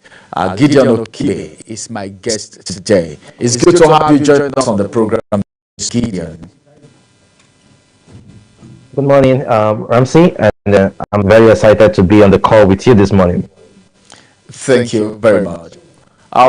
You're someone that is so familiar with the internet, and one good thing about your experience is the fact that both online and offline you get to interact with people who are always on the internet, on the social media, helping them to take advantage of the internet, the social media especially. Now, we want to know, can social media, is it possible? Because today we are looking at the pros and cons of social media as it has to do with national development, economic growth, whatever, societal development, whatever you want to call it. Now, what would you have to say about the recklessness that we have on social media today before we get to talk about the advantage and disadvantage of social media in connection with economic development? Okay, thank you so much, Ramsey. Once again, it's a pleasure to be on the call, and I'm super excited to have my own take in this very, very important talking point. And first thing first, I hope my voice is audible enough. Yes, it is. So this is one thing. I think I like the fact that the discussion has been narrowed down to social media and not just the internet as a whole. The recklessness that we are seeing today is as a result of the society we find ourselves and how certain societal norms are not properly addressed and how they are being welcomed. And especially here in Nigeria, we don't outside of Nigeria, it's not as if it's not there, but there are very strict restrictions on how certain things are being put out there. Okay, so I think the level at which recklessness in terms of social media mismanagement has been in recent time has really grown very, very well. I know we're going to discuss about the importance too, because that's where I always love to focus more on. But in regard to the recklessness, in regards to the talking point we're having today, a whole lot of sensitization need to be done. And even if it still boils down to individuals, right? And also what individuals are hoping to achieve from their activity online. So for now, that's my opinion on the recklessness of, the misuse of social media in today's, social media activity as a whole.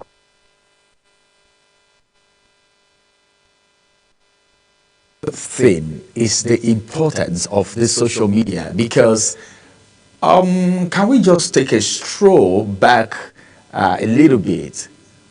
Though the social media has been there, but I think in Nigeria it became popular a few years ago in Nigeria here, and people had an understanding of it.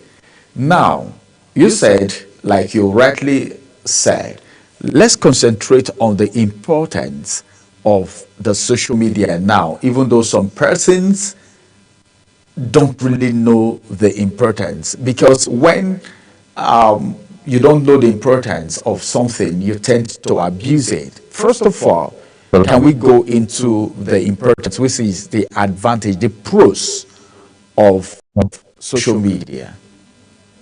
Okay, great.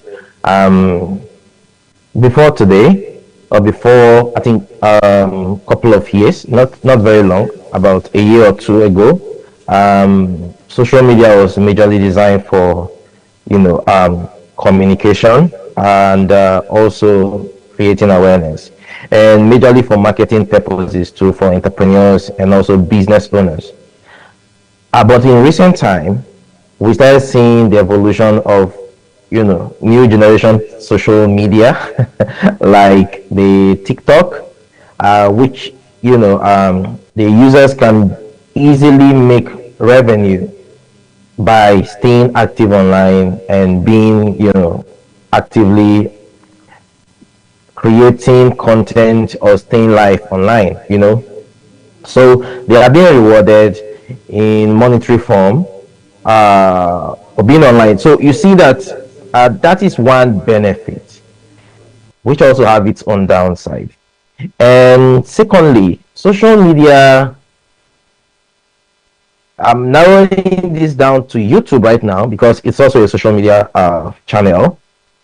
It's one of the biggest university on earth, and it is free. You see, so being one of the easy to access visual content platform on earth, where you can learn as a student anything, virtually anything you want to learn. If you want to develop yourself, you can get that done on the social media channel. I'm not restricting it just to YouTube alone, even on Facebook and on other platforms too. Then we start seeing the evolution of monetization on platforms like Facebook, where content creators also are being rewarded for creating content and putting it out there. You see, so if you kind of look at the advantage in terms of direct monetary value, a lot of young people are getting some sort of financial rewards by staying active online. This is obviously curbing some other societal norms, crimes, and distracting people from making genuine money instead of going into cyber crime, and defrauding other people. So in a nutshell, the social media channels has really made a lot of benefit and importance to the young people, to the federation, and to the entire world. So the benefits can never be overemphasized. And when we go deep into the downside, I think that is where we can start seeing that it boils down to human greed and personal differences. But for now, as a marketer, social media channel is your go-to place where you can reach more people beyond your, your immediate sphere. And even as a student, there are particular channels where you can go and get great content around your subject matter and get a lot of tutorials, or you can even do personal learning, even not as a student directly. You could grow yourself in a particular skill and get results. As it is right now, we heard from Gideon Okibe, and what is happening on social media is so much. Somebody like Pella, a 19-year-old, according to what is on the internet, he said he makes as much as, I think I even have it right here, on Nairametrics. Nigerian TikTok streamer, 19-year-old Pella, says he makes 20 million naira weekly. That's what he said. That's a 19-year-old. But a lot of people don't know that all of these opportunities exist. Now, Gideon, let's talk about the disadvantage, because anything that have advantage also have disadvantages. But before we go into talking about the advantages, now, a lot of people need a particular skill, and that's why you are a digital skill trainer. What is your assessment of awareness of opportunities and having these skills as far as the Nigerian environment is concerned? Because you are a digital skill trainer, I could remember you've worked with Google. Currently, you're working with some tech companies, and you've trained people in and outside Nigeria severally. So what do you think is the challenges, all right, of this skill acquisition? Okay, thank you so much, Ramsey. You see, when you talk about challenges, right, when you talk about the issue that most people are facing right now, you see, it boils down to social amenities. I would not want to say that the awareness is not as it should be. There's been a lot of awareness, at least to the much that I can see, I can also talk about. There are a lot. If you have a mobile device today, and you are on the internet, you choose to see what you want to see. Nobody's going to force you to kind of look into a particular niche. So if you're a young person, and at least at some point you get to see someone who is talking about maybe affiliate marketing, maybe the person is talking about digital marketing, or these are all digital skills that one can acquire. And once in a while you are seeing someone advertising about how you could develop yourself. As a grown-up, you don't need someone to come and tell you that it's time for you to start doing one or two things to make revenue. So when you get to that point and you feel the need to make some revenue, you think about how to do this. And the internet is one of the best places to help you achieve this. So you have to go to learn and to deploy service.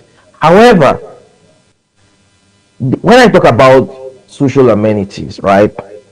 Take for instance, I am having this call with you right now. I work remotely from home, and I pay my NEPA bills or my light bills, and I'm probably not getting enough power supply as I should to work. Imagine waking up in the morning, starting to work from home, and boom, the light goes off. And I don't have any extra power supply or power source. That is a big, how will I put it? It is a big disadvantage to my work progress. At that point, Even when I go to probably go and get fuel to power my generator, or to go fix my any auxiliary source of power supply, the energy to continue that particular task may drop, and that will limitate my progress as someone who is working from home. Now, that is someone who have already acquired a skill. Another challenge could be that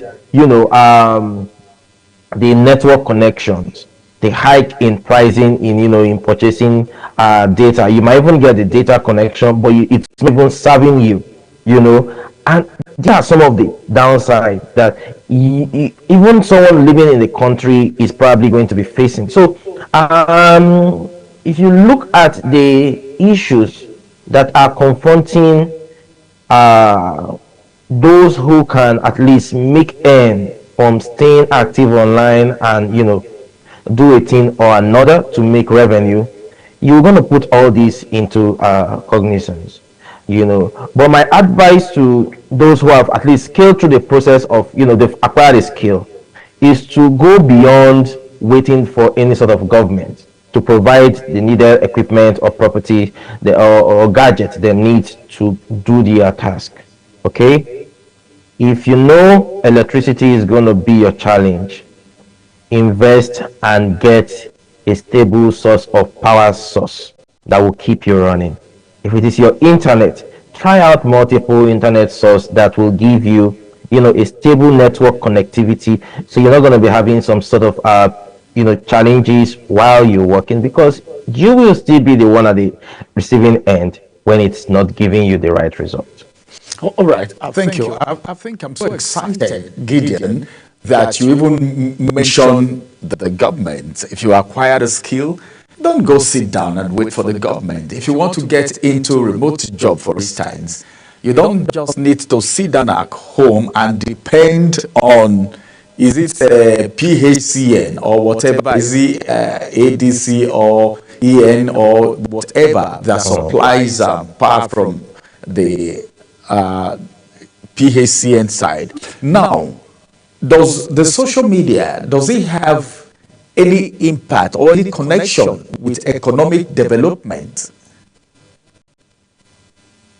Yes, 100%. And the primary case study is the revenue content creators make, and they are being paid in either in dollars or in pounds, or depending on the platform revenue generation, but majorly of them are in dollars. So imagine you're in Nigeria.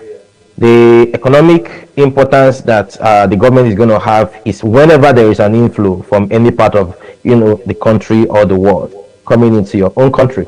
So if money is coming into Nigeria, it's just like you are exporting a particular product and you are being paid for that particular product. That's one. Another, economic importance that the social media have is the fact that business owners can now channel their businesses away from Nigeria and get clients that will purchase their product or services and pay them in their own currency. So imagine I am a creator and I create digital content and I sell them to people in the UK, right? Now, the people in the UK are going to pay me in pounds. And because that's an inflow coming to the country, it is going to improve the economic standard of Nigeria. So every country wants something that will bring in money. It's just like a tourist coming into Nigeria and spending their money in Nigeria and going back. So it's the same thing. The difference is just that you are in Nigeria and you are selling this product to them there without them coming here. So those are some of the advantages that social media have to the country. Another big advantage is the reduction in crime. This come in two ways, right? I'm talking about physical crime, where you see a lot of people engage in, going to the road and blocking the road, So because of the advance of social media and some of the people that are probably supposed to take to this type of crime going into content creation, you don't see so much of that kind of crime anymore. However, there is one called the cybercrime, which we'll still talk about. It have to do with individual mindset and greed to make quick money. So in a nutshell, I think the government have a whole lot of benefit when it comes to the advent of social media and the internet, basically, within Nigeria. All right. Thank you. I think we need to talk about the cons a little bit.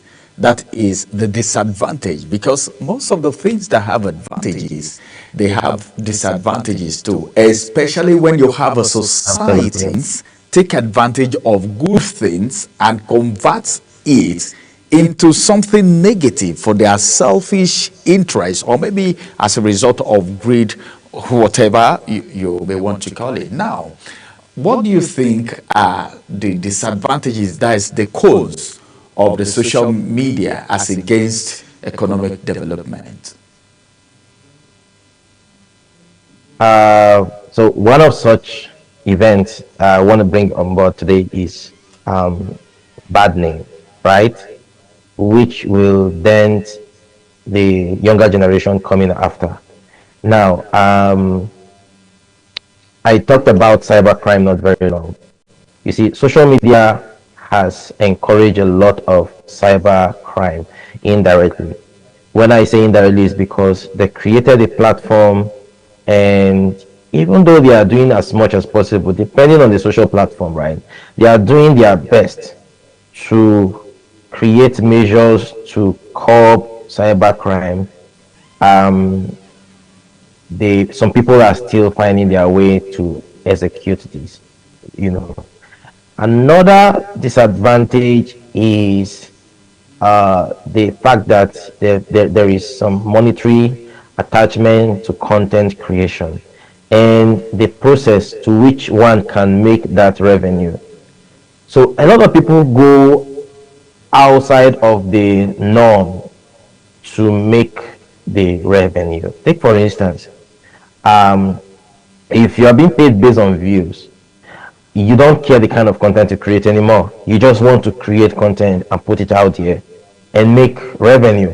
You see, so that alone can make someone to go and create false information, just because you know that when he put out that false data, people will want to see it. And when people see this information, at the end of the day, it's going to generate revenue for the person. So that's a downside, So on the part of the platform that is giving out or making room for people, to showcase their skill or whatever they are doing, they should do more of checkmating the authenticity of those kind of content. Then, social media as a whole, or the internet as a whole, has made so many cyber criminals explore and give out or defraud a lot of people.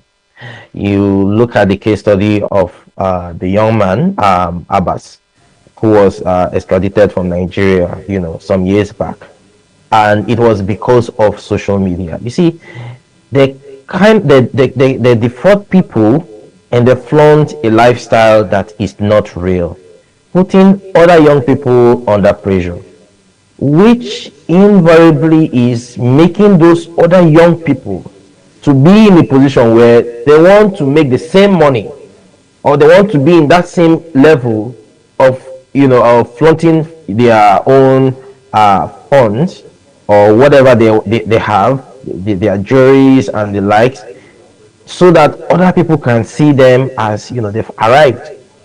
You see, so social media is giving room for those kind of ill activity. However, I'm very happy that we have government both within and outside of the country that is clapping on some of these individuals. So those are some of the things you can record as the downside of having a social media. All right, I am of the opinion that there should be some level of sensitization, and there should also be much more incentive to, educational content than just entertainment or other part of content that people could just want to create revenue from.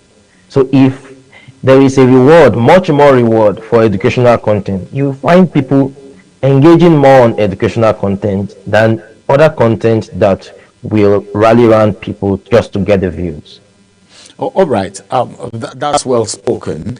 Now, with all of these things that you have said, what is your perspective of the Cybercrime Act, okay, that was just introduced, that was just put into law in Nigeria? A lot of people are falling victims already. I know of a comedian who has fallen victim. Right now, as we speak, the Showere's issue is on, okay, all on social media, up to the extent that Facebook and X are also facing that. Though we may not be able to talk about that right now because the case is in court, that of Showore, but then it's still connected to social media. But now, what is your general perspective as we try to round up on the Cybercrime Act? Well, the truth of the matter is, when you talk about the Cybercrime Act, it comes in two folds. I am not totally in support of the fact that people have freedom of speech, for them to say everything they want to say. In such like, you might say things that are not real or things that are not properly verified, and that can, jeopardize someone's career or the person itself. So I want to see light in that aspect of the cybercrime. However, the other part I'm seeing is something that I am trying to be a little bit diplomatic about. I see it as a form of silencing the voice of the people, not allowing people to air their view. If the cybercrime allow people to constructively air their views without defaming or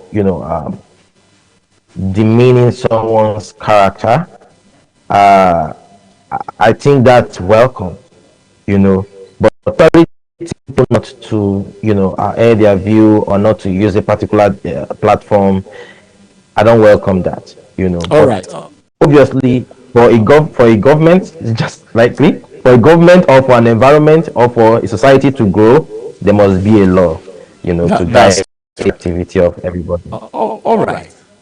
Thank you very much, Gideon. It has been a very wonderful time. Thank you for making out time to speak to us on a very beautiful note.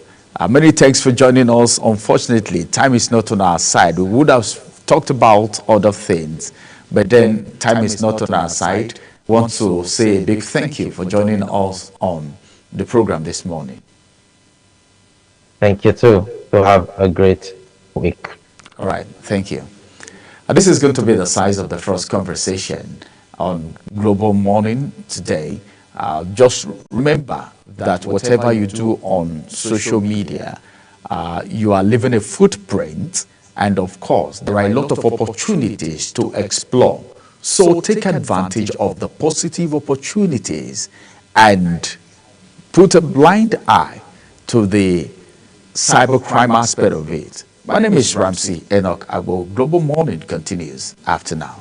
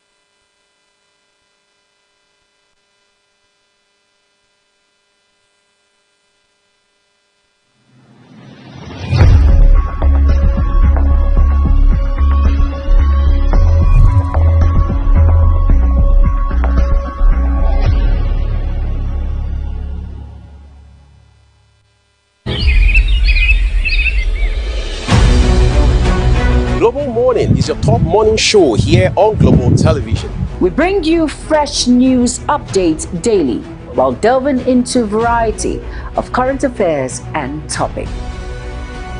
And at the same time, keeping you well informed about important events, both national and international. Global Morning serves as a valuable source of information, helping viewers like you start your day well informed.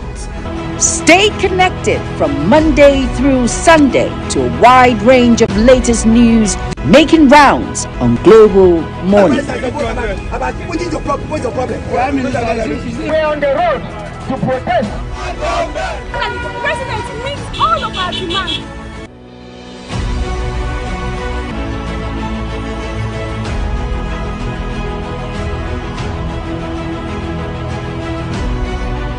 This is Global Morning.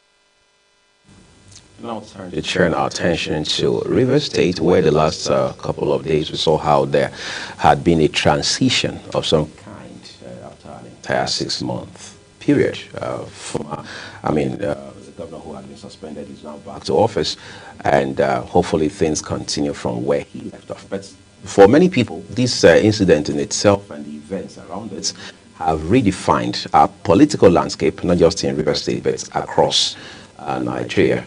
We've talked about time and again those who are influencers, so to speak, of political events in Rivers State. And now that Ibas has left after 6 months of being sole administrator, what happens as Governor Siminalayi Fubara returns to take over from where he left off sometime in March of this year? What does this mean for those who have their eye on 2027, especially as it has to do with the presidency, and indeed who eventually is the quote-unquote owner of the political structures in Rivers State? I'm joined this morning by a grassroots mobilizer for the APC and President Bola Tinubu, someone who is a high-ranking member of the All Progressives Congress, as well as, of course, a chieftain of that party, Chief Chibuna Obawike. It's a pleasure always to have you on the program. Thank you very much. I have no doubt in my head that you have also followed defense in Rivers State. You and I have talked about Siminalayi Fubara here. I remember clearly on one occasion you said unequivocally that he was ill-advised, and that also impacted him adversely. And of course, the rest is history, as I say. Today, the man is back to work, really. Can we be sincere enough to say things are returned to normal in Rivers State? From what has happened before the lifting of the state of emergency, I believe that everybody must have learned his lessons, especially the governor. He must have learned his lessons. And if you remember the last time I was here, I spoke about him. I said that if he was reasonable enough and he need to make deft political moves to reconcile with his boss. His boss being? His Excellency Dr. Barrister Ezenwonye to reconcile with him, and then the members of the State House of Assembly. And there will be peace and governance will be restored in Rivers State. I believe he took that step, reconciled with his boss, reconciled with members of the Rivers State House of Assembly, and we've seen that the state of emergency has been lifted. It is now going to be governance. So I believe everybody must have learned his lessons, especially the governor. There's a concept here that's not very clear. It looks more like when, experts talk about voodoo economy. we say ism. We say Wike is his boss. Yeah. How does that really work for a man who was elected by the people of Rivers State? Even himself, he calls him my oga. Well, that's a matter of courtesy, I believe. Yes, that's why. And being the boss is also a matter of courtesy. He calls him he addresses Wike, His Excellency, as my oga. You understand? He recognizes that fact that this man was my boss, or is my boss. That's why he calls him his oga. Without the man, he wouldn't be governor. So you are saying he was fighting his boss the whole time? Yes, he was ill-advised to fight his boss. I told you he was ill-advised. If he had, carried on with, because the former governor, His Excellency, we always says agreement is agreement. If he has carried on with agreements that were reached, before he was made the governor, there wouldn't be a problem. There will be a free flow of governance in Rivers State. There's a problem now, Chief, because Wike keeps saying agreement is agreement. Every time he grants an interview and the issue of Fubara came up, he would always say agreement is agreement. How is it that nobody is answering the question of what is that agreement about and in whose interest was it entered into? It is the governor that was supposed, because he was the one that started the fight. He was the one that was supposed to tell the people what the agreement was, why he decided to renege on the agreement. It is not. It does not behove His Excellency as a wicked. But it's wicked as saying agreement is agreement. Yeah, because in political settings like this, for you to sponsor a candidate, both of you will sit down and discuss what will be in the best interest of the state and what will be also in the best interest of those your sponsors and backers, because politics is about interest.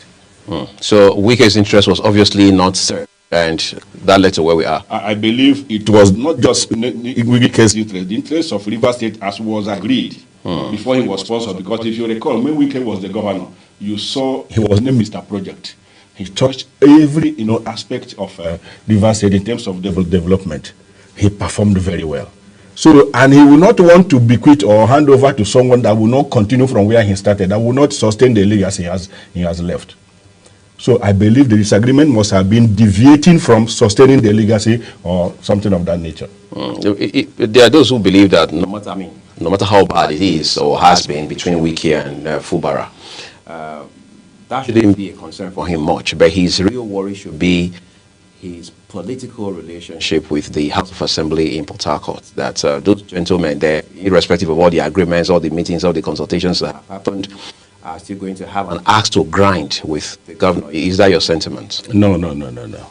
Because the peace, I believe the peace that was all encompassing. All the parties were brought to the table, they sat down, discussed, and agreed on the way forward. If you watch, the members of the House of Assembly said, there is peace, they have agreed. All of them were called for a meeting. They had a meeting together. Everybody bared his mind. They discussed openly, and then the areas of disagreement were ironed out, and there is peace. And if you remember, the Supreme Court said there was no democratic governance in Rivers State, and that was why the state of emergency was declared ab initio. So now that there is peace and the emergency rule has been lifted, there is going to be democratic governance. And why did the Supreme Court say there was no democratic governance? The soul of democracy was butchered and battered, the legislature. If you remove the legislature, there is no democracy. So now that they are together, they are going to work, hand in hand, symbiotically, mutually for the development, and benefit of Rivers people. I don't want to believe it's only those of us in the media who are hearing this. That's one of the, very crucial elements or terms in the agreements, or this peace agreement that has been reached by the key actors in Rivers State, is that Governor Fubara will only complete this term and can't stand for re-election. Are you hearing that as well? That is rumor. Because none of the people propagating such was at the meeting where they supposed what the propagating was agreed. It is a rumor. It is a propaganda. It is not true. Whatever was agreed upon was not made public. It was not made public. So anybody saying suggesting this or that is a figment of his imagination.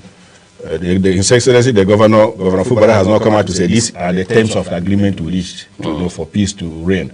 And His Excellency, Barrister Dr. Zongonye Sonwike has not come out to say these are the terms of the agreement we reached. All we see, and the members of the House of Assembly, led by the Speaker and other leaders of the House, did not come out to say these are the terms of the agreement we reached. All that they have told us, they made the public to understand, which we are seeing, is that there is going to be peace. Peace, they have agreed on peace, and they have agreed to, for there to be good governance in Rivers State, where all the arms of government will perform their roles as enshrined in the Constitution. Wike has always talked about how that he cannot be alive and his political structures in Rivers State will be handed over to another man.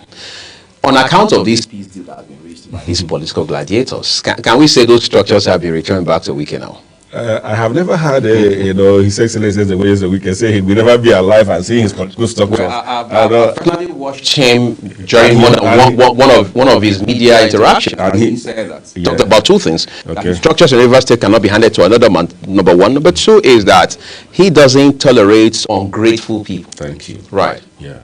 No sincere, politician of clout that has electoral value.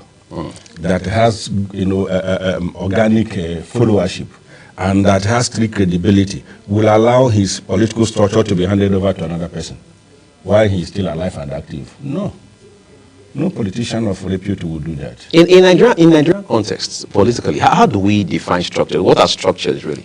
The structures, your followership. Okay. The people you have, helped to bring up politically, they are your structures. Then your followership are your structures. And how do you, erect these structures? By impacting positively on the lives of people. Naturally, they will follow you. And when you remember, when His Excellency Dr. Barrister Zongonye Sonwike was the governor of Rivers State, he ensured that he empowered people with potentials, people that has political clout, people that has political value, and has street credibility to deliver, good governance to the people of Rivers State and to deliver votes during the elections. These are things that count. You must be competent and capable. You must have the potentials, and then you must have the street credibility and political clout to deliver good governance and win elections. As it stands today, it's very obvious that Wike is not a member of your party, the APC. Yeah.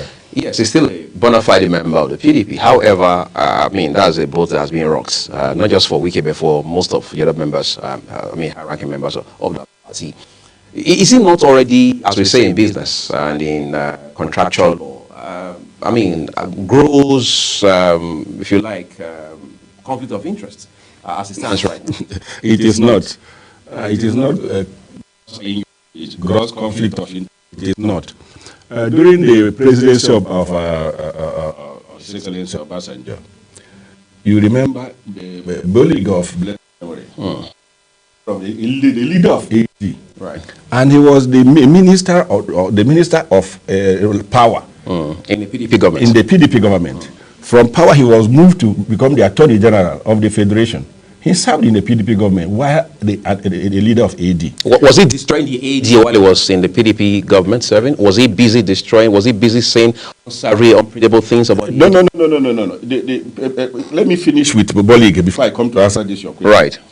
Now, he served in the PDP government. The national chairman of AD, Abdul Kadir, was a special advisor to President Obasanjo on industries.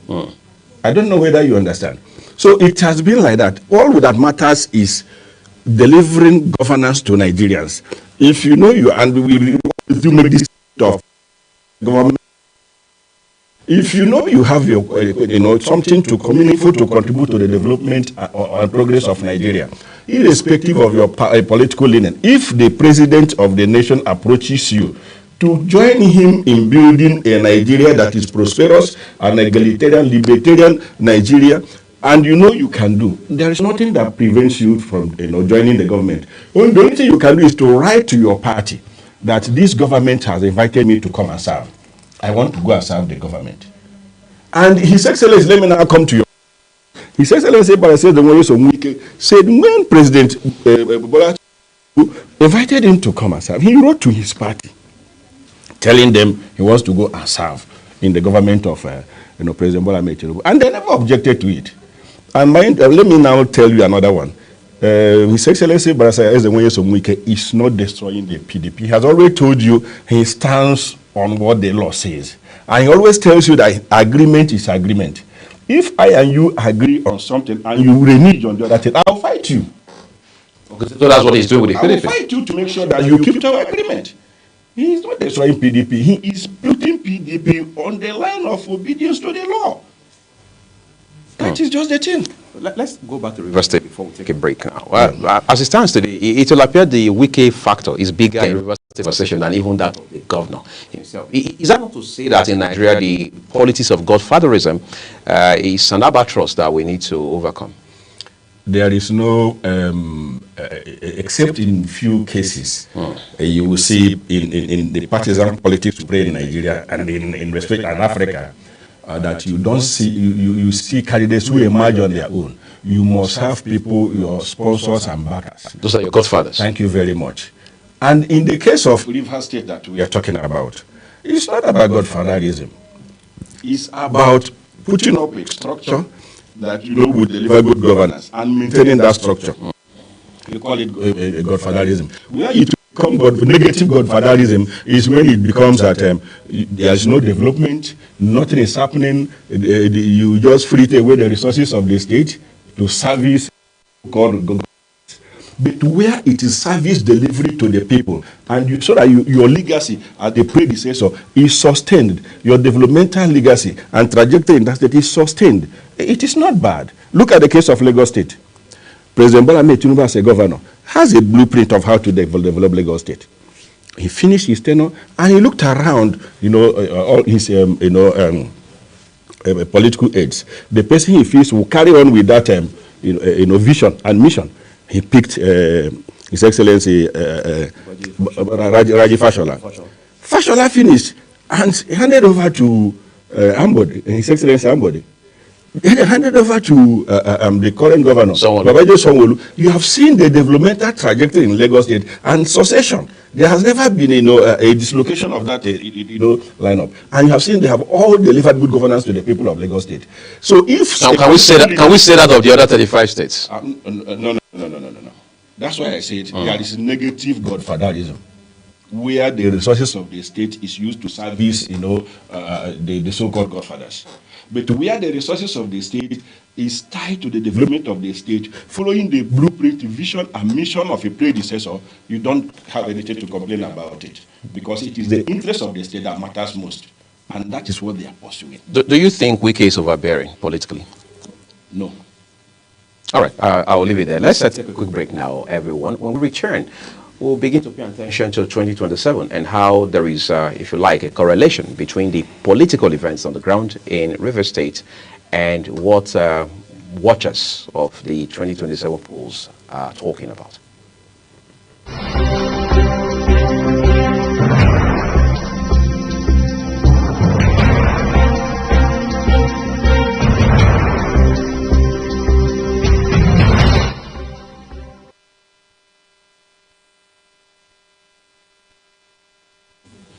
We may call this speculation, Chief, but there are those who say that basically the value, politically speaking, that Mr. Wike has for President Bola Tinubu is 2027, because Wike is going to be extremely instrumental, all right, for electoral victory in that state when the elections eventually are here.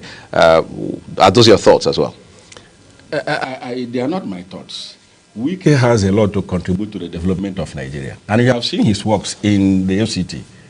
What he's doing in the FCT has never happened, in a very long time. You see how he's transforming the FCT. And when he was a governor too, you saw what he did in transforming Rivers State. So he has a lot to contribute to the governance, the government of President Bola Ahmed Tinubu in developing Nigeria, in prospering Nigeria. That is why he brought him on board. Politically too, he has value to add. Government. There is nothing bad you see someone that has political value, has political clout to your government and the election, you bring him on board. There is nothing bad about it. From what you are hearing, are there indications at all that Governor Fubara will decamp to your party? Well, Fubara has never told me he wants to come to my party. But you have a way of reading the, if you like, if he wants to come to my party, he's welcome. Of course. Yeah, he's welcome. But are there any indications he's likely going to do that, given what we have seen the last few weeks? I don't know. I don't know. He has never told me that. So if he chooses to come to my party, he's welcome. As it stands today, the PDP is still the Rivers State is still referred to as a PDP state, for instance, and we have seen your party play opposition there, for the entire time, for example. What are the chances of the All Progressives Congress in producing a government in that state anytime soon, maybe starting with 2027? 2027, Rivers State is for All Progressives Congress. What are the indicators? Every political indicator points to the fact that, Rivers State is for All Progressives Congress. All the people with political value and clout, with strict credibility, are with His Excellency, Barrister Nyesom Ezeume, and he will work for the progress and the victory of All Progressives Congress. He will not. I don't think he's going to change the scenario.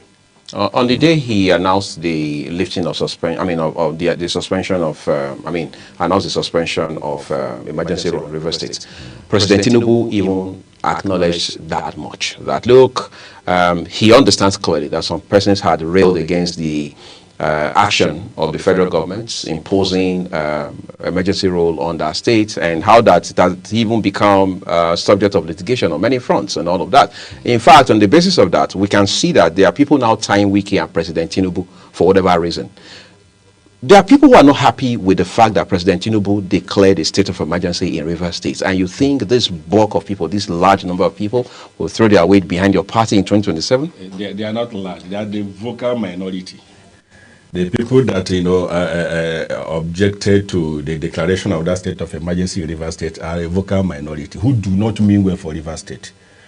Now, they were the ones benefiting from the brouhaha that happened, the political disagreement between the governor, the House of Assembly, and His Excellency Barrister Ezeume. They were the beneficiaries of that problem.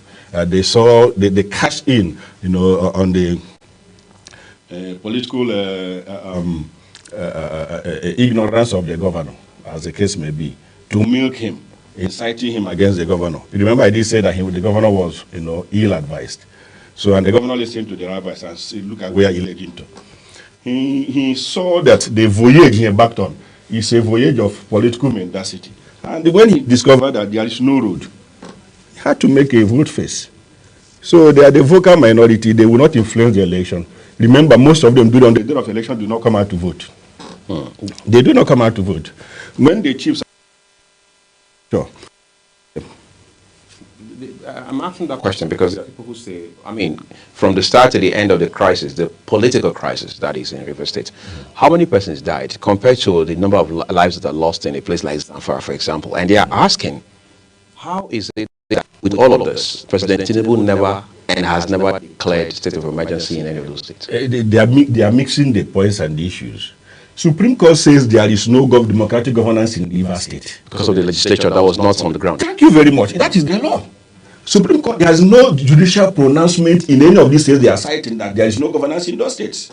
If I am the president and the Supreme Court has ruled that there is no governance in this state, then I will close my hands and I want the state to go up in flames? No. So you must take, actions to restore democratic governance in that place. So you are saying that was what the Mr. President are you saying at that point that state had become a national security issue? It's a national security issue, a national economic issue. It is a threat to democratic governance in Nigeria. If it is allowed to continue like that, my will follow.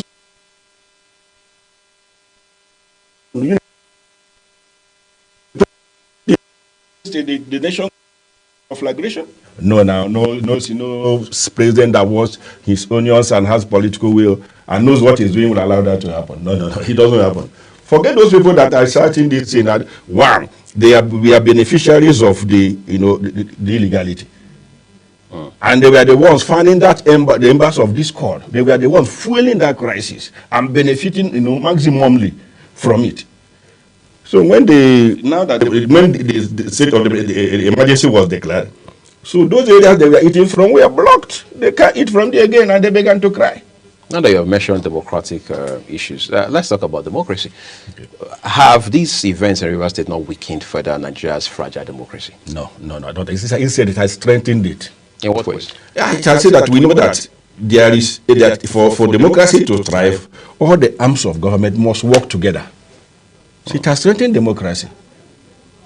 Do you see this rubbing off adversely on President Tinubu's chances at the polls in 2027? Because Nigerians have formed opinions on account of these events. Nigerians have not formed opinions. I say it's the vocal minority who have access not just in Rivers State, across the country. I said, yes, it's vocal minority who have access to the media, and the ragtag opposition who have access to the media that are blogging the unnecessary propaganda, this, that. But when you go to the grassroots, it is not like Nigerians, genuine Nigerians who love the development of Nigeria are in sync with President Bola Ahmed Tinubu, and they support him, and he's going to win his election in 2027.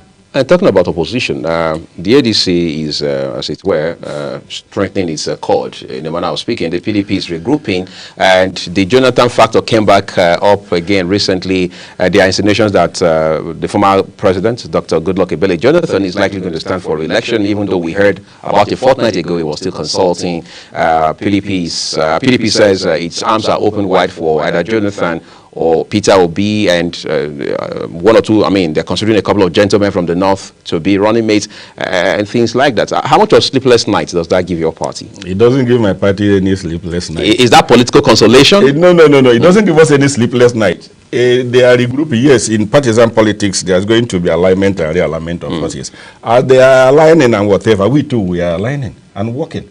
We don't need to blow our trumpet. We meet them in the field. Whoever they are field, we will meet them in the field, and you see how we will trounce them.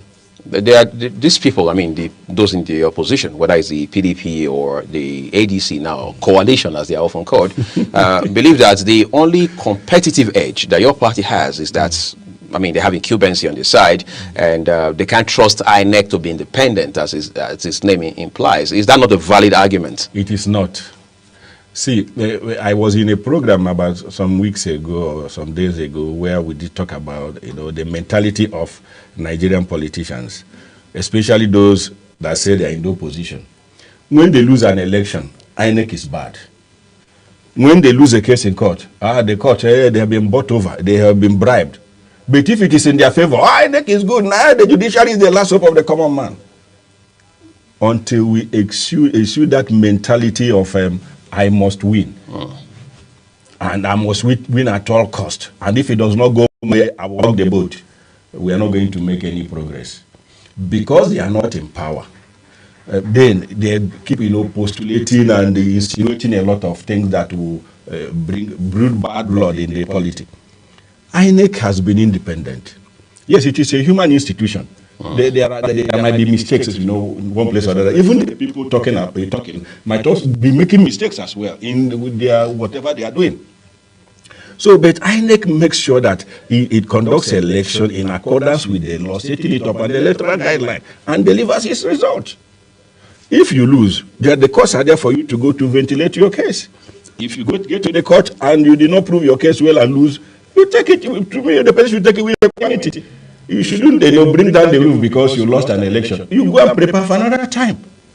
That is how it goes. Before late former President Muhammadu Buhari, blessed memory, became victorious at the polls in 2015, this was not your opinion about INEC now, but things are flipped because your party is in power. It is not so. It was only during the chairmanship of one INEC chairman that the entire Nigeria condemned, and everybody saw it. That was in 2007. You are withholding the name of the chairman? You and I know the chairman then.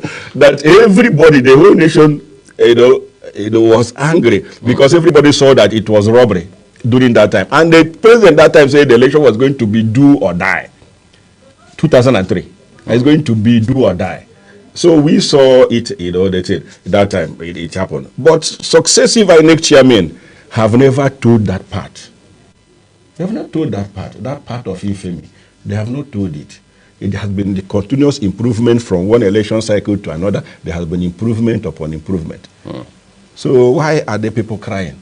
let's begin to wrap up now, Chief. There are people who say that on account of this state of emergency that President Bola Tinubu had declared on the 18th of March in Rivers State, there were quite a number of things we wanted to achieve with that. Apart from the instant case of Rivers, we also wanted to send a very strong message to other governors to say you have to watch your back, you have to be careful, don't overstep your bounds, otherwise same treatment will be meted out to you. I did say in one of my comments here now that the declaration of the state of emergency in Rivers State, if not for any other thing, did work to strengthen democratic governance in Nigeria. And to send a message to other governors? So that no governor will come and then decapitate the state legislature. Do away with them like we saw in the case of Rivers State and begin to run his show. Because if the case of Rivers was allowed to go on, other state governors will copy it, and Nigeria will be on fire. So the state declaration of that state of emergency sent a very good signal to all the governors and all the key players in the democratic government. And this is a democratic experiment that everybody must work according to the law. And all the arms of government must work in tandem to deliver good governance to Nigerians. On a final note, Chief, I mean, I've noticed that you have never you have placed the blame squarely, entirely on, in front of Governor Fubara. You've never talked about where the legislators themselves probably had gone wrong as well. From all I followed the development. They did not go wrong. Even on the day the governor went there, the gate was shut against him, and we saw the video. I and you have discussed about this. Right. If you write to the legislators, and you are coming, you wait for them to reply, to respond to you. If you propose a date, you want to come and meet with them, they will go through their schedule, their itinerary to find out if that day is convenient. And then if it is not convenient, whether convenient or they will write you, say, this date you've proposed will not be convenient for us. Let us make it so and so date.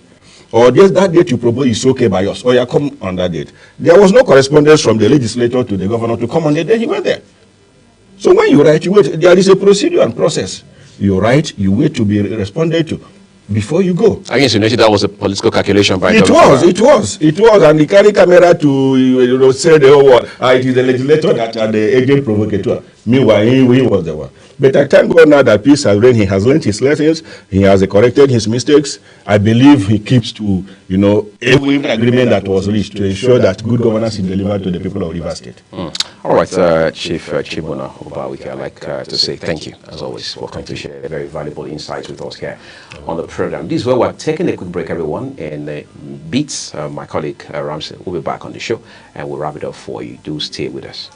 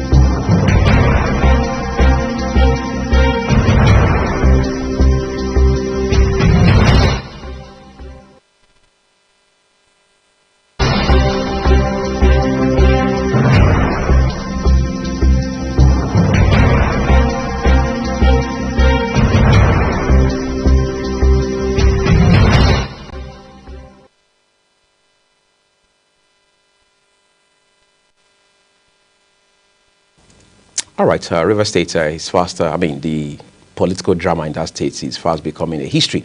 But like Chief Chibuna Ubawike mentioned a while ago, the lessons learned from it will live with us for a very long time, especially as we have to take them into the 2027 polls. This is what we're living the whole of the program this morning. It's been an amazing time here on Global Morning today. Just to remind you that the views that are shared by all of our guests here on Global Morning, and by extension across all of our programs, they are opinions.